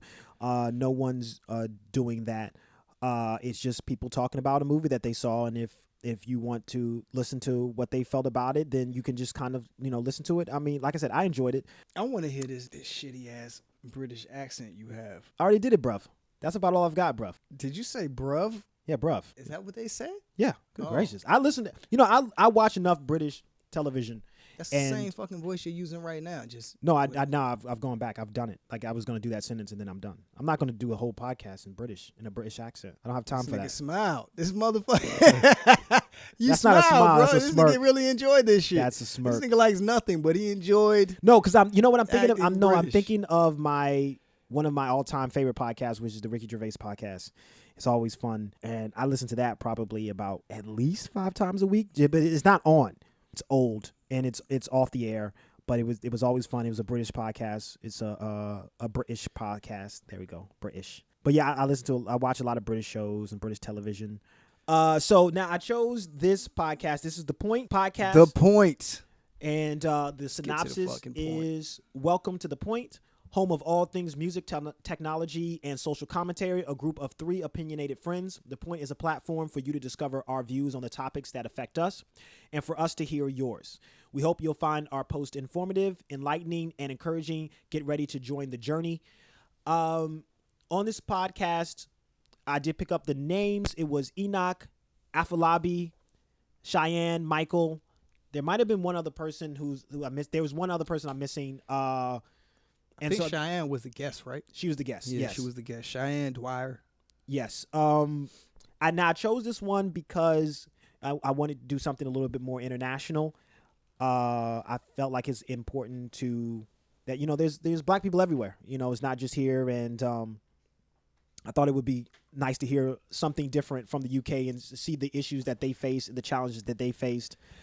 He chose his podcast because he wanted to shit on my one-dimensional list last week. Your list is always one-dimensional. No, he wanted to shit all over. He wants to just spread. Nigga, we could do international. We can do black uplifting.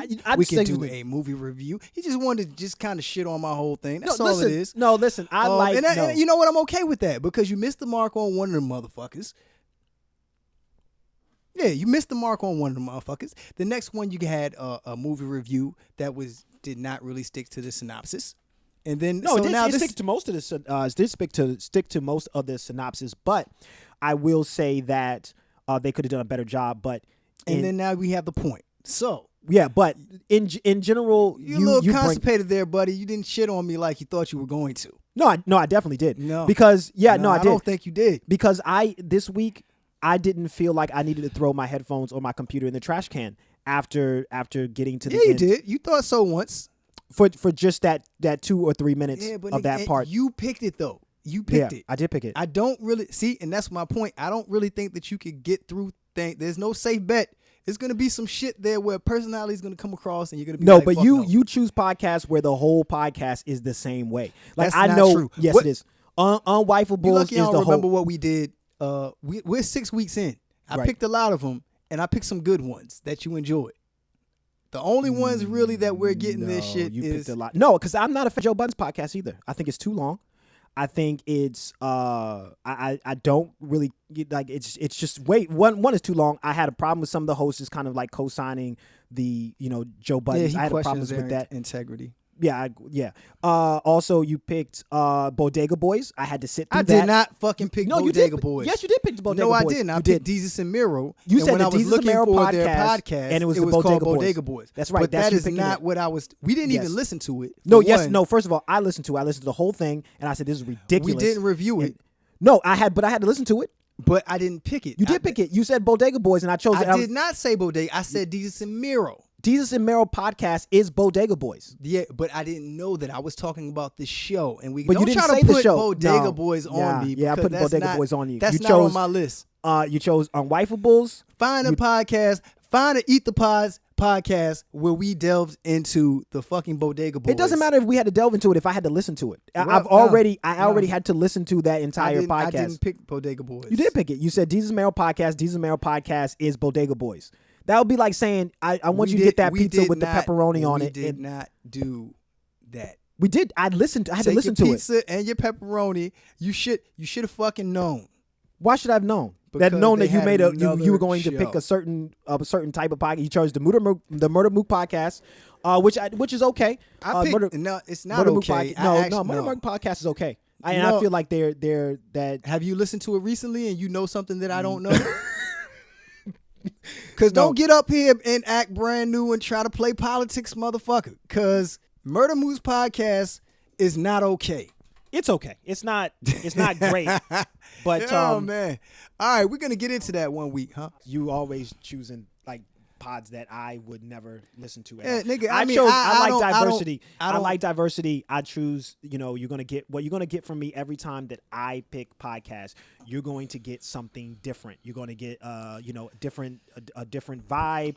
They're going to be talking about something that I feel is somehow worthwhile in some degree. You know what you're going to get from Rachiemans. You're going to get somebody talking about some sex, somebody, talking about how big somebody's penis is or Hold up, man, motherfucker. Don't put people talking about penis I'm picking on you. On me. No, when you're talking this is the podcast you do. You know what I'm saying? There's nothing wrong with it, but I feel like that you should do. Let me see what the fuck I've done. Yeah. So anyway, this is the Point podcast. This was my favorite podcast of the week. They started out. Now they did have some sound problems. I think that they might want to address because things were going in and out sometimes. Yeah, I noticed that as well. Enoch, or one of them too, I believe that was him. He spoke in, and this has to do with levels. And anybody who does podcasts know that, I don't know what they were having a problem with their levels. He was just like, no. He was muffled. And I was like, I can barely make out what he's saying. And then sometimes it feels like they cut something else in because the sound would change totally. It was like, where was this recorded? And they just kind of dropped it in. So I noticed that it doesn't happen the whole podcast at all. Yeah, I almost scrapped it because of that. There's certain things you need to check off your list to make something listenable. Now, notice that this podcast the topic was generational wealth within the Black community. And he was going to scrap it for a topic like that, but is going to sit through 2 hours they trying to talk of about. Yaz. Can sit through 2.5 hours. I could of that. hear yes. I could hear yes. The sound wasn't hear that. No, any of that shit at first. It was muffled like a motherfucker. And another thing is because in the beginning it was just shit talking, and it was very low, and it was muffled. No, I don't think they were talking about their ethnicities.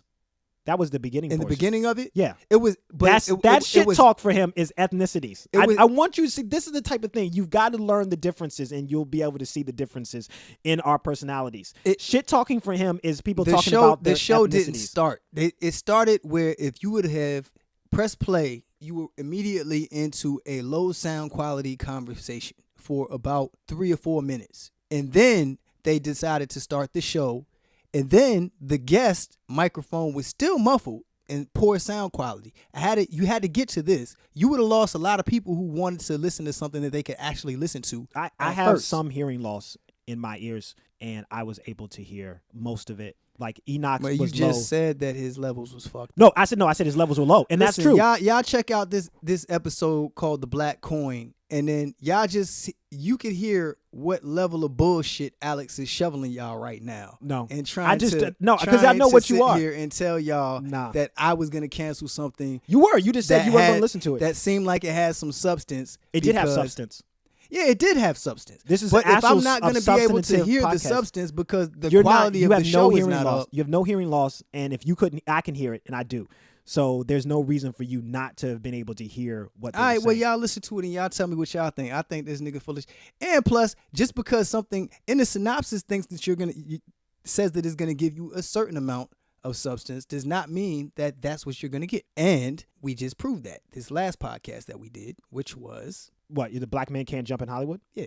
You didn't get what you thought you were going to get all I across didn't. the board. And I know exactly what I'm getting from the podcast you picked. You don't even have to give me the synopsis for them things. Look, I know exactly. So defensive over his pod that he picked. Listen, no, I'm not getting they had defensive. Poor sound quality at first. No, I'm the one who mentioned I mentioned the one who mentioned poor sound quality. I'm not getting defensive about the podcast. I'm the one who brought it up. I was about to cut that shit because I didn't think I was going to be able to hear anything. But depending on that doesn't mean that I'm getting defensive about it. I don't care if you were going to cut it. I wasn't going to cut it. I've had to listen to your shit for weeks on end, and I wasn't going to like get rid of it, and I don't have a problem with it. All right, so I'm not being defensive about it because I'm the one who brought up the poor sound quality to begin with. Tell me I'm this, just saying though. that cutting it because of poor sound quality. What was this man saying? What, in the beginning? Yes. What was he saying that was a poor sound? If you could tell me the first few sentences that he even fucking replied to the questions about. I would have to go back and listen to it because I wrote notes for just the things that I cared about.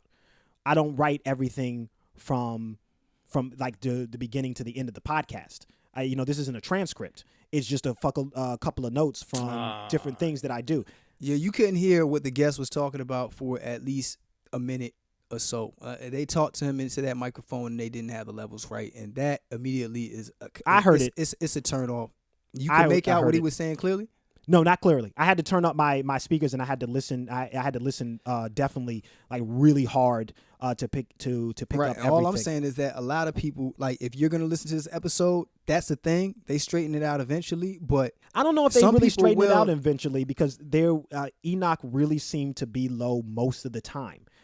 Even as he got further on, when he started talking about making money, there was a segment where he was talking about making money in Nigeria, and he was low. He was still low then. Mm-hmm. So they never seemed to really fix his mic problems.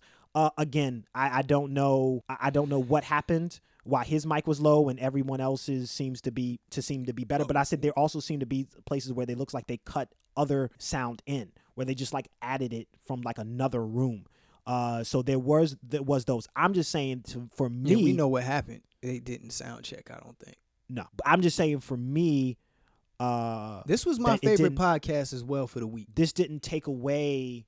I didn't go into it and be like, oh, well, I don't like this because of it. It was something that I noted. My first note in the podcast notes was sound problems. Yeah, that's the first thing that I mentioned. Same here. Look at that. Muffled, poor quality. That's that's just what I got. But I agree with you. This podcast was, for me, it was my favorite for the week. For the content and for the conversation. It was still a vibe, but it was still informative. It was overseas. So the international aspect of it also was good, to know what's going on with black people in another area of the world and the similarities that we're having over here. The specifics may be a little bit different, but I don't know. I guess what you would say is the state of black people subsequently is very, very similar. And I noticed this too when we went on that trip in to Canada. We were chopping it up with some lady, had a few beers in this or whatever. We was chopping it up with some locals out in Toronto, and there were black people, and they were really interested to talk to black people. But it's the same issues. What were they? They're more French up there, right? Yes. And we're in America. We've gotten here a lot by the European, British, and over there, I believe it's both. I mean, they just, whoever colonized whatever country in Africa. Well, it was funny because they were mentioning, not funny, but interesting because they were mentioning accumulation wealth from generation to generation. And they were saying how, that they were from Afro-Caribbean descent. And that their parents came over in the 1960s, and this is the UK, and they're having problems with generational wealth. And I'm thinking, we have problems with generational wealth as well, but slavery is what brought us to America, and the challenges of just trying to get our foot in the door in a lot of places where we weren't accepted. So it wasn't like, hey, we're gonna come to America from Cameroon and just see what's going on over here. My parents came over there. It's like, nah, they were brought over on slave ships. So that's one of the differences. But we're both still having the problems with accumulated wealth. They reference what is it, the Caribbean wind rush? Is that what it's called? I believe so.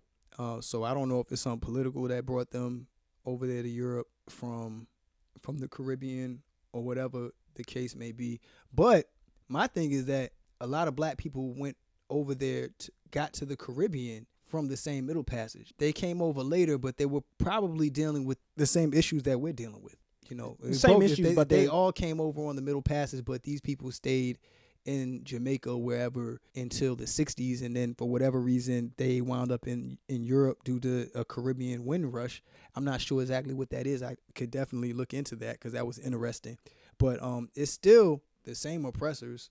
It's the same thing that they're dealing with. So there's that. Also, a lot of them.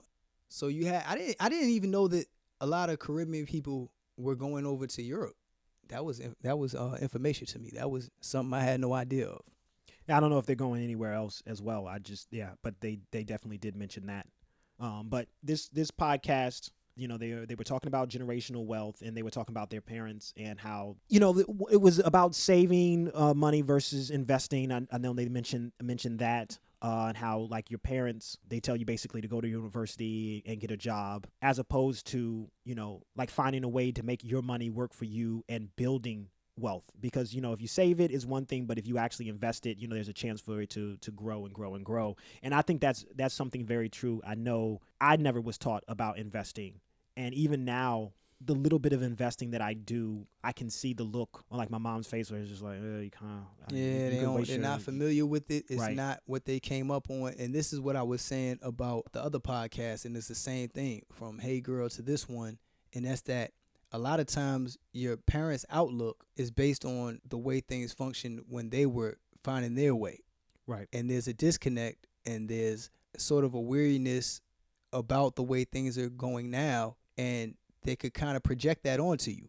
Because it's not necessarily bad advice that they're giving you. Going to a university and getting a good job is not a bad thing. It's like, a lot of people have taken that path and have been successful in that path, but it doesn't mean that's the only path, and that may not be the path for you. If you decide to be like a travel photographer, and they're like, well, how do you even make money at that? How do you make money doing that? And if you don't know how to make money doing that, like that could be the nail in the coffin for you. Like, you know what I'm saying? Like, I mean, that was something my mom mentioned to me. Like when I was like, I want to travel. I said, but and then I mean, she was like, well, you could just take pictures and such and such. And I was like, I don't even, and even for me particular, I was like, I don't even know how you. First of all, I don't like taking pictures, and secondly, I was like, how do you get involved in that very overpopulated portion of traveling?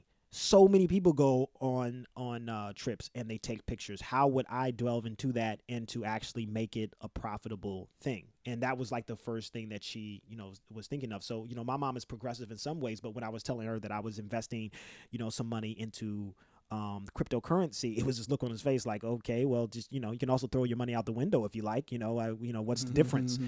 So there's some things that she knows, but there's also parts of it that she doesn't know, and investing is something that I don't hear a lot of in the Black community. You do hear saving, but you definitely don't hear investing. And I don't know how much presence we play in investing in like the stock market or in cryptocurrency or anything, or, just regular stocks or whatnot.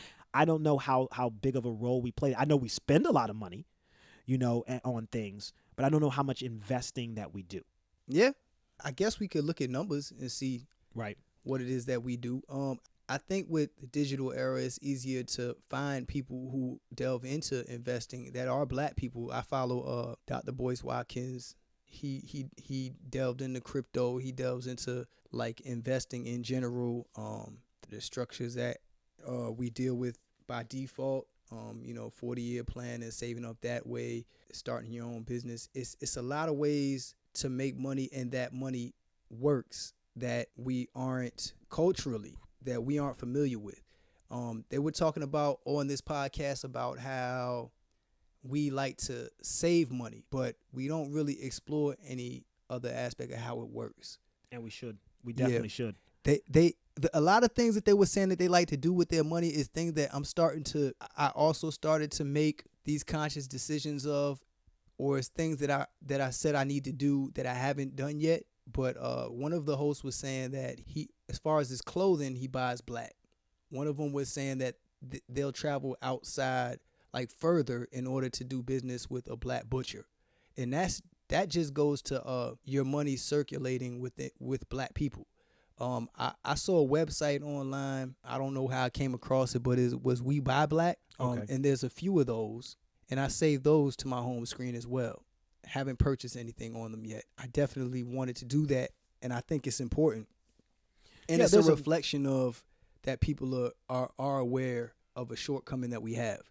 And I feel like it like these platforms like this podcast right here and a few others that I named, like that Boyce Watkins one, it's pushing the fact that people are becoming aware of our shortcomings.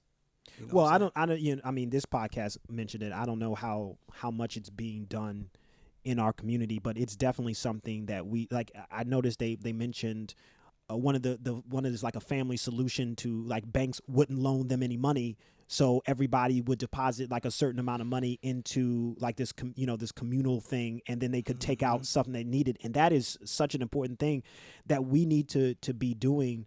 I remember a family member needed to borrow a certain amount of money that I could give them, and they were going to go to get like a payday loan. And I was like, they're going to kill you on interest payments and things like that. I was like, it's better to borrow the money from me and I'll give it to you at no interest, because it's just a waste of money otherwise. I mean, I had the money to give, but a lot of times, you may not have that option. So if you don't have the option, you don't have the option. But I feel like when you do have the option, that's the better way to go. It is the better way to go. And other people, I feel like other cultures work like that. And us, for some reason, we sink our teeth into big time into what people tell us it should be. And we frown upon things that the way things should be and how other cultures operate. And we frown upon it. I remember like being able to get money from my family and being frowned upon from a woman who was on assistance from people that she didn't know. You know what I'm saying? And the fact that she didn't really even see it like that. You know what I'm saying? It's a disillusioned state of being. That's just one state. But another thing about that pooling your money together is that they were saying that when they first started going over to Europe, the banks wouldn't give them the loans to get these things and to to build the community or anything like that. They started pooling their money together and acquiring these things. And then you have these same institutions that were like, we're not going to help you, open their doors because they saw that they were missing out on money. I'm guessing interest and all of that. Right. Yeah. And so they opened their doors, and that basically is saying respect the dollar. They're going to respect the dollar even if they don't respect you. What I think is fucked up is that what we did was, now as soon as they opened their doors, from what they were saying, people just started dealing with banks then because they had that option. And well, because I don't like know that, how many people that they had. I mean, that works in a small segment. I don't know how many people were trying to buy homes who could have been like, I've been putting money in for the last 2 years and it hasn't been my time yet. You know what I'm saying? So now, but could that scale now? I mean, it could. There are black banks. Right. There's one or two that I know. I mean, they're not that many, but I mean, at the same time, it is something you know that I feel like should be done. And I mean, I think it's important to realize that there's a reason why. I think it's important to buy black, and it's important to do these things, is because you're talking about a segment of the population who's been ostracized, who's been treated terribly and disrespected. So it's important that we keep our money in our community to show the type of power that we have. And they actually mentioned in that the black British spending power, and this is 2012, an article by the Voice, was $300 billion. They said that $300 billion. $300 billion. And they said that it meant that they were spending it in the wrong places, right, that they could have their own economy, and that they could generate generational wealth if they spent it in their own community, which is something that's not being done. I mean, I was listening to 21 Savage, who's a rapper, who says that, you know, he's got a lot more money now that he stopped buying jewelry, you know, and you know, it's, to me, there's a meme about that too. Shows Steve Jobs and then shows like the average person what he wears versus what we wear. I've seen the that price tag on it, right? And it's facts. The only thing I can say about that is, even if you're gonna spend a high dollar on clothing, I always felt like, why not spend it on a designer brand that is also black? Why do we put so much value in Louis Vuitton, or, you know what I'm saying, like Gucci or Louis or all this stuff? I have no idea. And we have no idea if they contribute to any of our circumstances in the more downtrodden areas. Why would they? Exactly. Why would they? And why do we continue to funnel our money to these places where it's not getting funneled back? And there are the crazy shit about it is that these fashion brands are recognizing black designers. Like, you know what I'm saying? Like, you see who is it that took on Virgil out of Kanye camp? I think it was Louis. I get my clothes at I'm thrift not store, really sure. They will recognize the talent. But if Virgil was to do his own fucking thing, I'm not sure that he would get that same level of support from us. Kanye gets a lot of support for what he does. Yeah, he does, but it's few and far, I feel. But how many black designers are out there that are doing something to the point that, because I think some of the other problems are black people don't know what black people are doing. So it's like, I don't know where the closest, I always try to keep things as much as I can. Like, if I know somebody who's a mechanic and, you know, I'm like, I was going to have to pay for an oil change, instead of giving it to Pep Boys, you know, or, you know, Tread Quarters or any of those places, I'll give it to you. I like to do that around my own circle of friends. And then we can keep the money together. I know at one point I used to work at like a pizza shop, a friend of mine, and then I ended up working at a video store. But at the time, my friend was working at a video store, and another friend was like working at a grocery store. And like, we all were able just to trade with each other, you know, and just say, oh, what, you know, we trying to get a pizza? Well, you know, I get a 50% off. You know, you trying to get a movie? You know what I'm saying? I'll slide it to you at the end of the night. That type of thing. And we could just go back and forth. And that was a way that we were always walking around. We always had a little bit extra cash in our pocket because we were able to keep that in our little environment.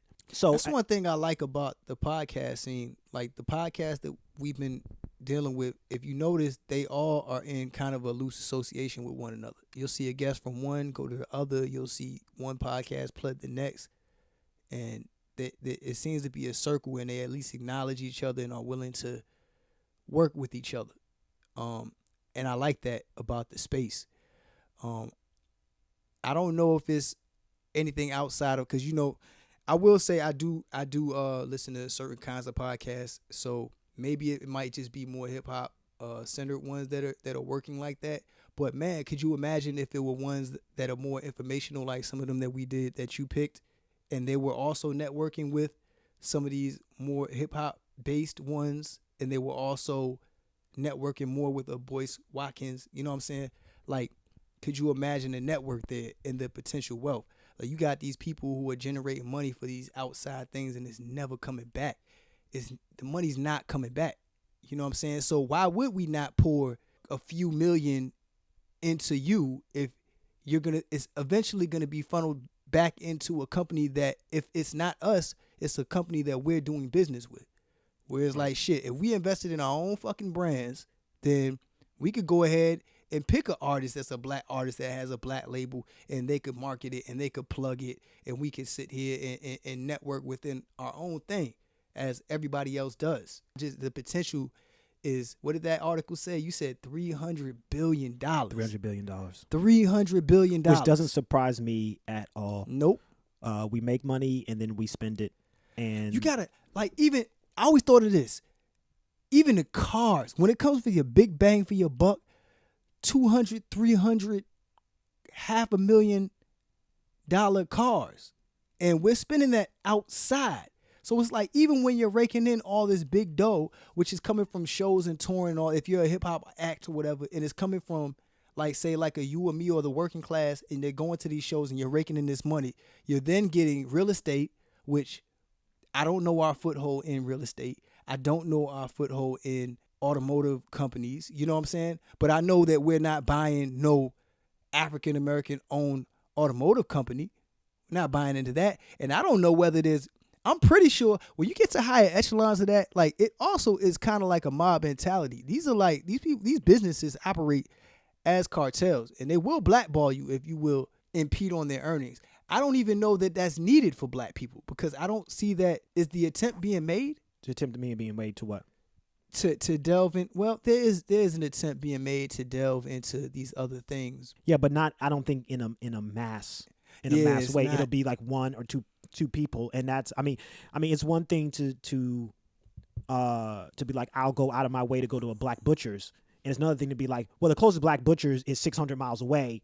I can't do that. You know, that's just not a thing that can be done. Right. I mean, it has to be at least a logical, logistically possible for you to be able to support black-owned businesses, and also too for black-owned businesses to treat their customers with respect as well, and not to say, hey, I'm black, come out and buy, my product just because I'm black. And, because I've seen people who have black-owned businesses who mistreat their customers. Yeah, they're not necessarily doing good business. Right.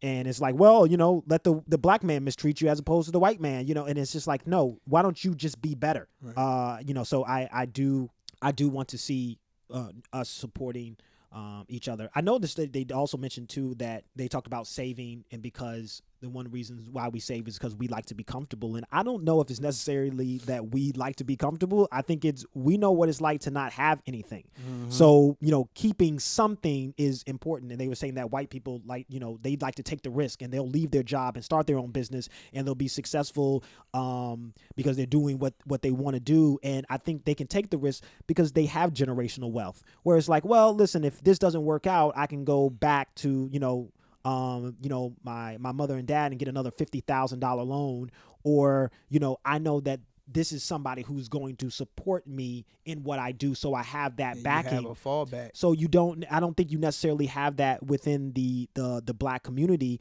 We're like, we got to keep this job because I got bills to pay and I need to get it paid. And if I don't pay them, there's not going to be anyone else to pay them. So I think that's something that is definitely an issue when it comes to, black people taking risk in the environment of work and leaving a job and starting their own businesses. I think you're starting to see it a little bit more. And I think, a lot of people have to, I don't know what the situation is in the UK, but I believe that, in the US, got to realize we're not that far. Like we have been making steps. We have been progressing. It's can be slow in some aspects, but we are progressing in ways. And it wasn't that long ago that, you couldn't even, drink from the same water fountain as a white man, and so you definitely weren't going to be getting any type of business, and trying to get your foot in the door and trying to get things. So, and we've slowly started making inroads. But I think the important thing is when we're making these inroads is to remember that Black people have had to do it for themselves because other white people in this culture, in this society, oppressed us for a long time. Don't forget that.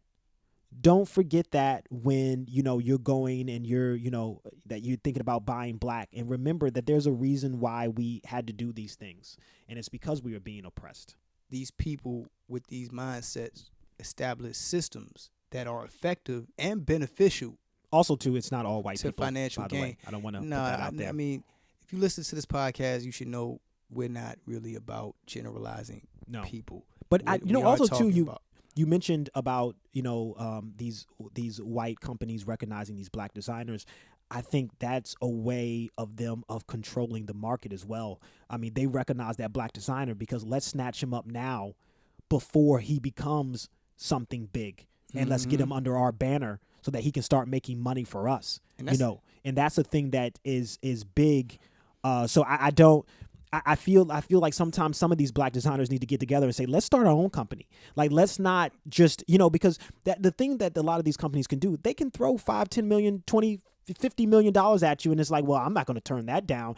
But it's like, you can start your own company. It would take a little bit longer, but you get people on board, and then you can help other people in that situation start their own businesses, and you can grow and grow and grow and grow. So, I mean, I do see a lot of times you see that with a lot of artists. They'll throw $1 million at them and not realize that money that they did, that $1 million, they're going to have to pay it back. And then they're going to be making money for that company for the next, 10 years because they've got some 5-album deal, that type of thing. So yeah, I think it's important for us to start thinking about long-term versus short-term, which they did mention that as well, about long-term money versus short-term money. But they did. more in the aspect of your parents telling you to get a job and go to university and get a good job, and that's short term, as opposed to like investing in yourself, and saying, okay, yeah, it may take me a little longer. Like they talk about the different things, like even the podcast, like how is this going to make money or that type of thing. But it may take me a little bit longer to be successful, but this is a way for me to grow my money exponentially. But I think it's also important to note that, people talk about that type of thing. Being like, their parents don't see the value of like the long term and investing in myself. But remember that a lot of times when people are investing in themselves, that means that they're encroaching on someone else's. Like it's when you're laying up on your parents' couch talking about how you're investing in yourself. They're the ones who are shouldering the initial burden for that lifestyle. And they don't have. It's different if they have the same grasp of how things work. If you sitting here and you have people that do have generational wealth, and the kids say, I need to find a way to generate money that's outside of this, that's outside of what I'm being spoon-fed, or I need to find my way and do something different. And I feel like the people that have generated generational wealth, the people that have the luxury of generational wealth, understand someone finding their own way in their own niche, and how money, there's so many different ways to make money. Whereas that I think black people are used to a way that you get money. And if they don't grasp or they don't understand what you're trying to do, and you don't even really know fully to explain what it is you're trying to do, the fact that you're laying up on their couch while you're trying to do some concept that you don't have a full grasp of is going to be hard. Yeah, it's like hard. Watching your kids waste away. I would guess it would, to a parent, it would kind of resemble your kid leeching. Well, yeah, because I think we don't all, like, if your parents see you at the library every day, like grinding and on your grind and whatnot, and like making business meetings and doing whatever you're trying to do and trying to move forward, that's one thing. It's another thing if you're like, yeah, mom, I'm working on this, and you've been laying there watching Netflix for the last 6 hours. Like, well, I'm in my creative headspace right now, and it's like that's the same creative headspace you were in when you were 13, 14 years old. Like, I think there's a difference, and I also think, it's one of those things. I remember this guy, I was working at this job, and I was making, I think, like $10 an hour or something like that. And and I was making the $10 an hour, and he was saying how he's like, man, there's no way I could be working for that, but let me borrow $10. You know what I'm saying? And so it's one of those things where I feel like, you know, it's easy to say, hey, I'm long term investing in myself when you're getting that from someone else who's you know, like I've invested in myself by doing this job. You know what I'm saying? And now you want to encroach on that. But I feel like for the most part, it's definitely important to do what you love. Doing what you love is so important. Life is too short to be following somebody else's path to success that may or may not work for you. Mm-hmm. They also mentioned wealth and religion. And they were saying that in religions, and I believe they were all Christian, they were saying that a lot of times the religion will support the principle or just the idea that it is hard to get into heaven and acquire wealth. They quoted a few scriptures that I'm not familiar with. That I'm not a religious dude. It's not really my thing, but I do understand that black people are really into Christianity. A lot of black people, Southern black people, are really into Christianity. And I do remember from when I used to have to go to church with my parents that there is kind of a lure about gaining wealth and being able to be, I don't know how you would say it, about attaining wealth and also being a religious person, like walking the path of Jesus or whatever. It's kind of shunned. It's kind of like it's a thing that you have to tap dance with. You know what I'm saying? So they were saying that a lot of people might Which push. is weird because a lot of black pastors are some of the richest people that I know. Rich as fuck. Right. But they were saying, but they will adopt that. They're also saying there's some scriptures where they're saying, yeah, you should also be able to attain wealth and be religious. But then there are some scriptures that say the contrary. You know what I'm saying? So I just thought that was I think the love of money has always been, is the love of money root of all evil, not just money. That's what they were saying. The love of money, not right, money just because money exists is the root of all evil. Right. Having the love of it is what they're saying is the root of all evil. And right. What was the other scripture that they said? They use several. One of them was like Proverbs 13:13. No, there was one from Ecclesiastes as well. Oh, it says a good person leaves wealth to their children. So you know what I'm saying? Like I think that just fear of not being able to get into the afterlife, into heaven. You know what I'm saying? People don't really value money. Or they don't want to value money, even though they do. It's kind of like demonized a little bit. Now, this is just me from the outside walking in. I don't know if you went to church. So do you feel like that is a thing? I don't know, because when I went to, I grew up in a Baptist church and went to other churches. I definitely feel like in the churches that my mom took me to that were white, there was definitely a larger population, a larger percentage of the congregation that was definitely had an interest in money. They would even talk about money from the pulpit, and not in a bad way. It was kind of telling you about like these scriptures about how to grab wealth and how to maintain wealth and those type of things. And then you go to the Black Baptist churches and they wanted you to give like everything. They would pass around the. You know what it is? When you go to the church, it's like these are people and their testimony is about how they couldn't pay their thing, and the church came through or God came through and they made it. But it's not really preaching as to how to not be in that situation. Right. It's just hand it over to God. You know what I'm saying? And then meanwhile, pastor up there, rich as a motherfucker. Right. This nigga driving a car that you can't even afford to look at, motherfucker. like real shit. No, I saw a church van sitting on like 24s, and I was like, this is ridiculous. Mm-hmm. Like, come on, there's just no point. Yeah, I don't understand like the pastor talking about he needed a G4 jet so that he could like preach to people in. Yeah, you seen like that dude? Africa. You talking about the dude that he had a deposition and he was in court. He was trying to explain how he was appropriating the money, and he was like, "Yeah, I needed a drop top Hummer for my guests." Yes, you know what I'm saying? yeah, that shit was crazy as hell. But so that's the thing. In white churches, just the ones that you've been to, you're saying that they don't demonize the acquisition of wealth. No, and also too that they come a different, like a lot of them are dressed in just like a regular, like some khakis and some shirts. And in the black churches, everybody's got on like the 3-piece suit. They spent like their whole paycheck on their their mustard colored suit that they're wearing. And it's ugly just ass hat. That big fucking movie hat. Yeah. Oh, most certainly. I'm not trying. Like, I'm not cracking. Hold on. There's no other place on the face of the fucking earth where you could wear the shit in church somewhere else and they be like, yo, that shit hot.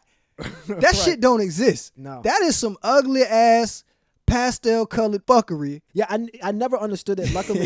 Luckily, my mother did not enforce those type of like dress codes on me to the point where when I was in church, I would go in like jeans and people looked at me terribly.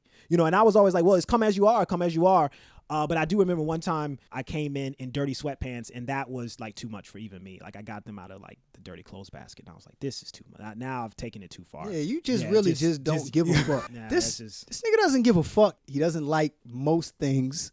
Practically everything, really. Yeah, practically. I like ice cream and food. Oh, absolutely. I love food. I'm hungry right now, food. Honestly. Feels like I've probably gone about 3 hours without eating, and that's too long.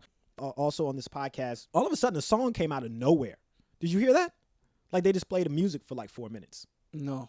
You missed that whole part? It might have just happened subtly and I didn't. Yeah, it did come in subtly. I didn't even know. At first I thought maybe I hit the wrong button, but it turned out that that was part of the podcast.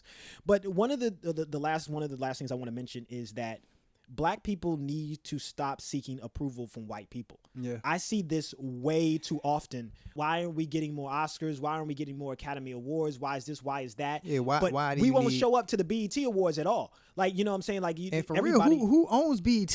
We don't even look into that shit. Who owns that? Well, BET now owned by a white person. They were owned by Black people. They sold it. Right. Yeah. Yeah. But what I was mentioning was when we have our own things, we don't show up for that because it's we don't meaningless. value it. We don't value right. it. You see those awards, they're always being accepted by like, hey, this award goes to, certain celebrity. They couldn't be here tonight because, they had to wash their car, but we're accepting this award for them because we don't care. But we'll go crazy when it's like, why aren't we being more represented at the Oscars, or why isn't this, or why isn't that? I even saw Monique trying to get more money. She for some reason believes she's worth, what was it, like $15 million? Yeah, I don't know. But she wanted it from people that it's their shit.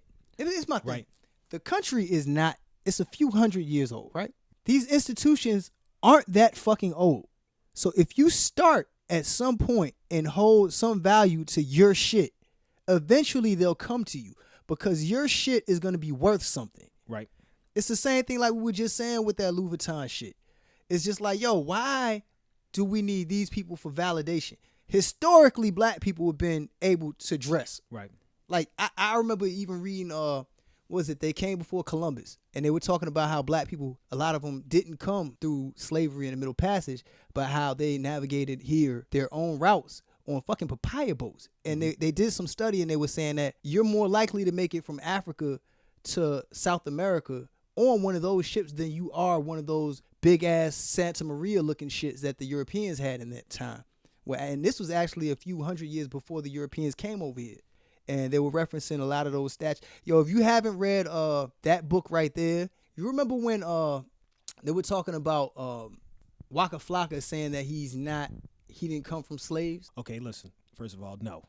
All right, I know you didn't get that, but there's actually something to support that. Is that Black people came over here their own selves on their own passage from their own nations way before Columbus and them, and started procreating with locals and shit like that. And that's why some of these statues have Afrocentric features. That's how some of the guys that you see in South America are also depicted on the Western countries of Africa in that period. And it was like carbon dated, some of these things. The pyramids there were the same. And it's so, I say that to say that even they were talking about Black people wearing very bright colors and being very stylish back the fuck then, ancient times. You know what I'm saying? Why the fuck do we need validation from these people and they could be good, socially responsible companies. I don't want to shame any of these companies, but I do want to point out that these companies are not you. These brands are not representative of you, and the wealth is not being spread with you. Right. So why do you value something that does not put you in a better position? If you look at a lot of their boards, a lot of their CEOs and their chairmans, they're not Black people. They're white people. The whole board. that's where we spend our money because that's where we feel some type of validation to say, hey, look at this bag that I have, or look at these shoes, or look at these clothes. And it's just I don't understand that. But I shop at the thrift store, so I don't know. Maybe I'm not the right person to be talking about. I shop at the thrift store too. Yeah, well, we know you've got like 60 pairs of shoes in here. If I spend $1 on something, now are you going to black-owned thrift stores? No. Are there any black-owned thrift stores? I have no fucking idea. See, I have to look. I'm gonna look that up. I'm gonna see if there's some black-owned thrift stores. I bet you there's 3-piece suit in there. Hey, you see me wearing something that's a brand. I did not pay full price. They did not get that directly to their company. It's right. The thrift stores company, which also may be white, is getting my money, but also they're getting $5 or $10 versus $60. You know what I'm or saying? Even more. $200-$300. So yeah, I've been said that like I don't really shop in the mall or any of that shit, but I've been said that if I ever did go buy newer things and nice things, because I don't really give a fuck about those things, but if I ever did, I would make an effort to get it, to seek out black-owned businesses to support. I know a few local people that have their small businesses and they had their little clothing lines and shit. So, and it's been on my list of things to purchase, and I will. So do you feel like they hit the mark on the podcast? I did. I felt this is my favorite one out of the 3. I like the topics. Thought they did a good job covering it. Who do you think this is for? Who's this podcast for? I think this is for people trying to find their way, and to the people that see that that there's a void and there's something missing in the black dynamic, and they want to discuss it and aspire to fill it. Right. That's who this is. That's who this is for. Even if you're not from the UK, I think this is a good podcast for everyone. That's what I'm saying. Like, yo, the fact that this is a European podcast, UK podcast, and they're speaking to things that are going on with black people that are in America, and like I said, it's black people that I know that are in Canada, and we dealing with the same things. It's the same shit that influence the situations that we are in. There is some self-accountability because no one's making us support these other institutions. It's more of a psychological thing. But I felt part of a network to listen to it. You know what I'm saying? Right. To know that it's not just something like I feel like part of the lost tribe sometimes when you're out here. They even said it. They said like a lot of these other people that are like Asian American, or they have a home country, a home nation elsewhere that they identify with. You talk about us. We have, right. There's no identity to, unless you're lucky, like these people, they're second generation something, or like the girl from Hey Girl, she's second generation. Right. She can go back to, was it Cambodia, yeah. And Nigeria and meet her family, her blood family, and she knows that that's her family. We don't have that, but we do have people in all these other areas in the world that are in the same predicament. But I mean, I feel like for us, it just takes more work. Yeah. And a lot of times we don't want to put in that work. I mean, I could easily look up black businesses and check certain things, but it would require more work on my part, and it's just easier just to go to the store down the road. Yeah. But it's the same thing with researching relatives. Someone hit me up the other day about, on Ancestry.com, I guess we have some type of common relatives that he wants to explore, and I haven't gotten back to that. But I never know where that could lead. You never know, searching your relatives and finding out where that could go. It will take more work, but it can be done. And I think it's time that we actually start putting in the work and not just going, well, this is easier. That's all I have. Yeah, I mean, I have the notes, but I think we pretty much wrapped it up with podcasts and R. Kelly, because why not have some bullshit? That's what you add. To me, it's just like a bookmark, and it's a shitty bookmark, if I could say that. It's like a bookmark made of like I don't know. Wet toilet paper. That was like trapped in the closet. Like, what was that, like 55 chapters or something like that? Man, that shit had a midget and, I'm sorry, little person. Little person. Man. I think that nigga might have even sung midget in that song, though. Did he? What is singing little person? No, I think he was like, midget. Oh, yeah. No. Okay, you sang the word. Yeah. Singing the word midget. I think that might have happened in like chapter like 25. I don't know if he said midget, but. Well, he definitely didn't say little person. Yeah, here's a little person fucking mine. Happen. I'm pretty sure he said midget. I think so too. Yeah, I think so too. All right, so thank y'all for tuning in. This has been episode 6 of Eat the Pods. We'll check y'all out next time.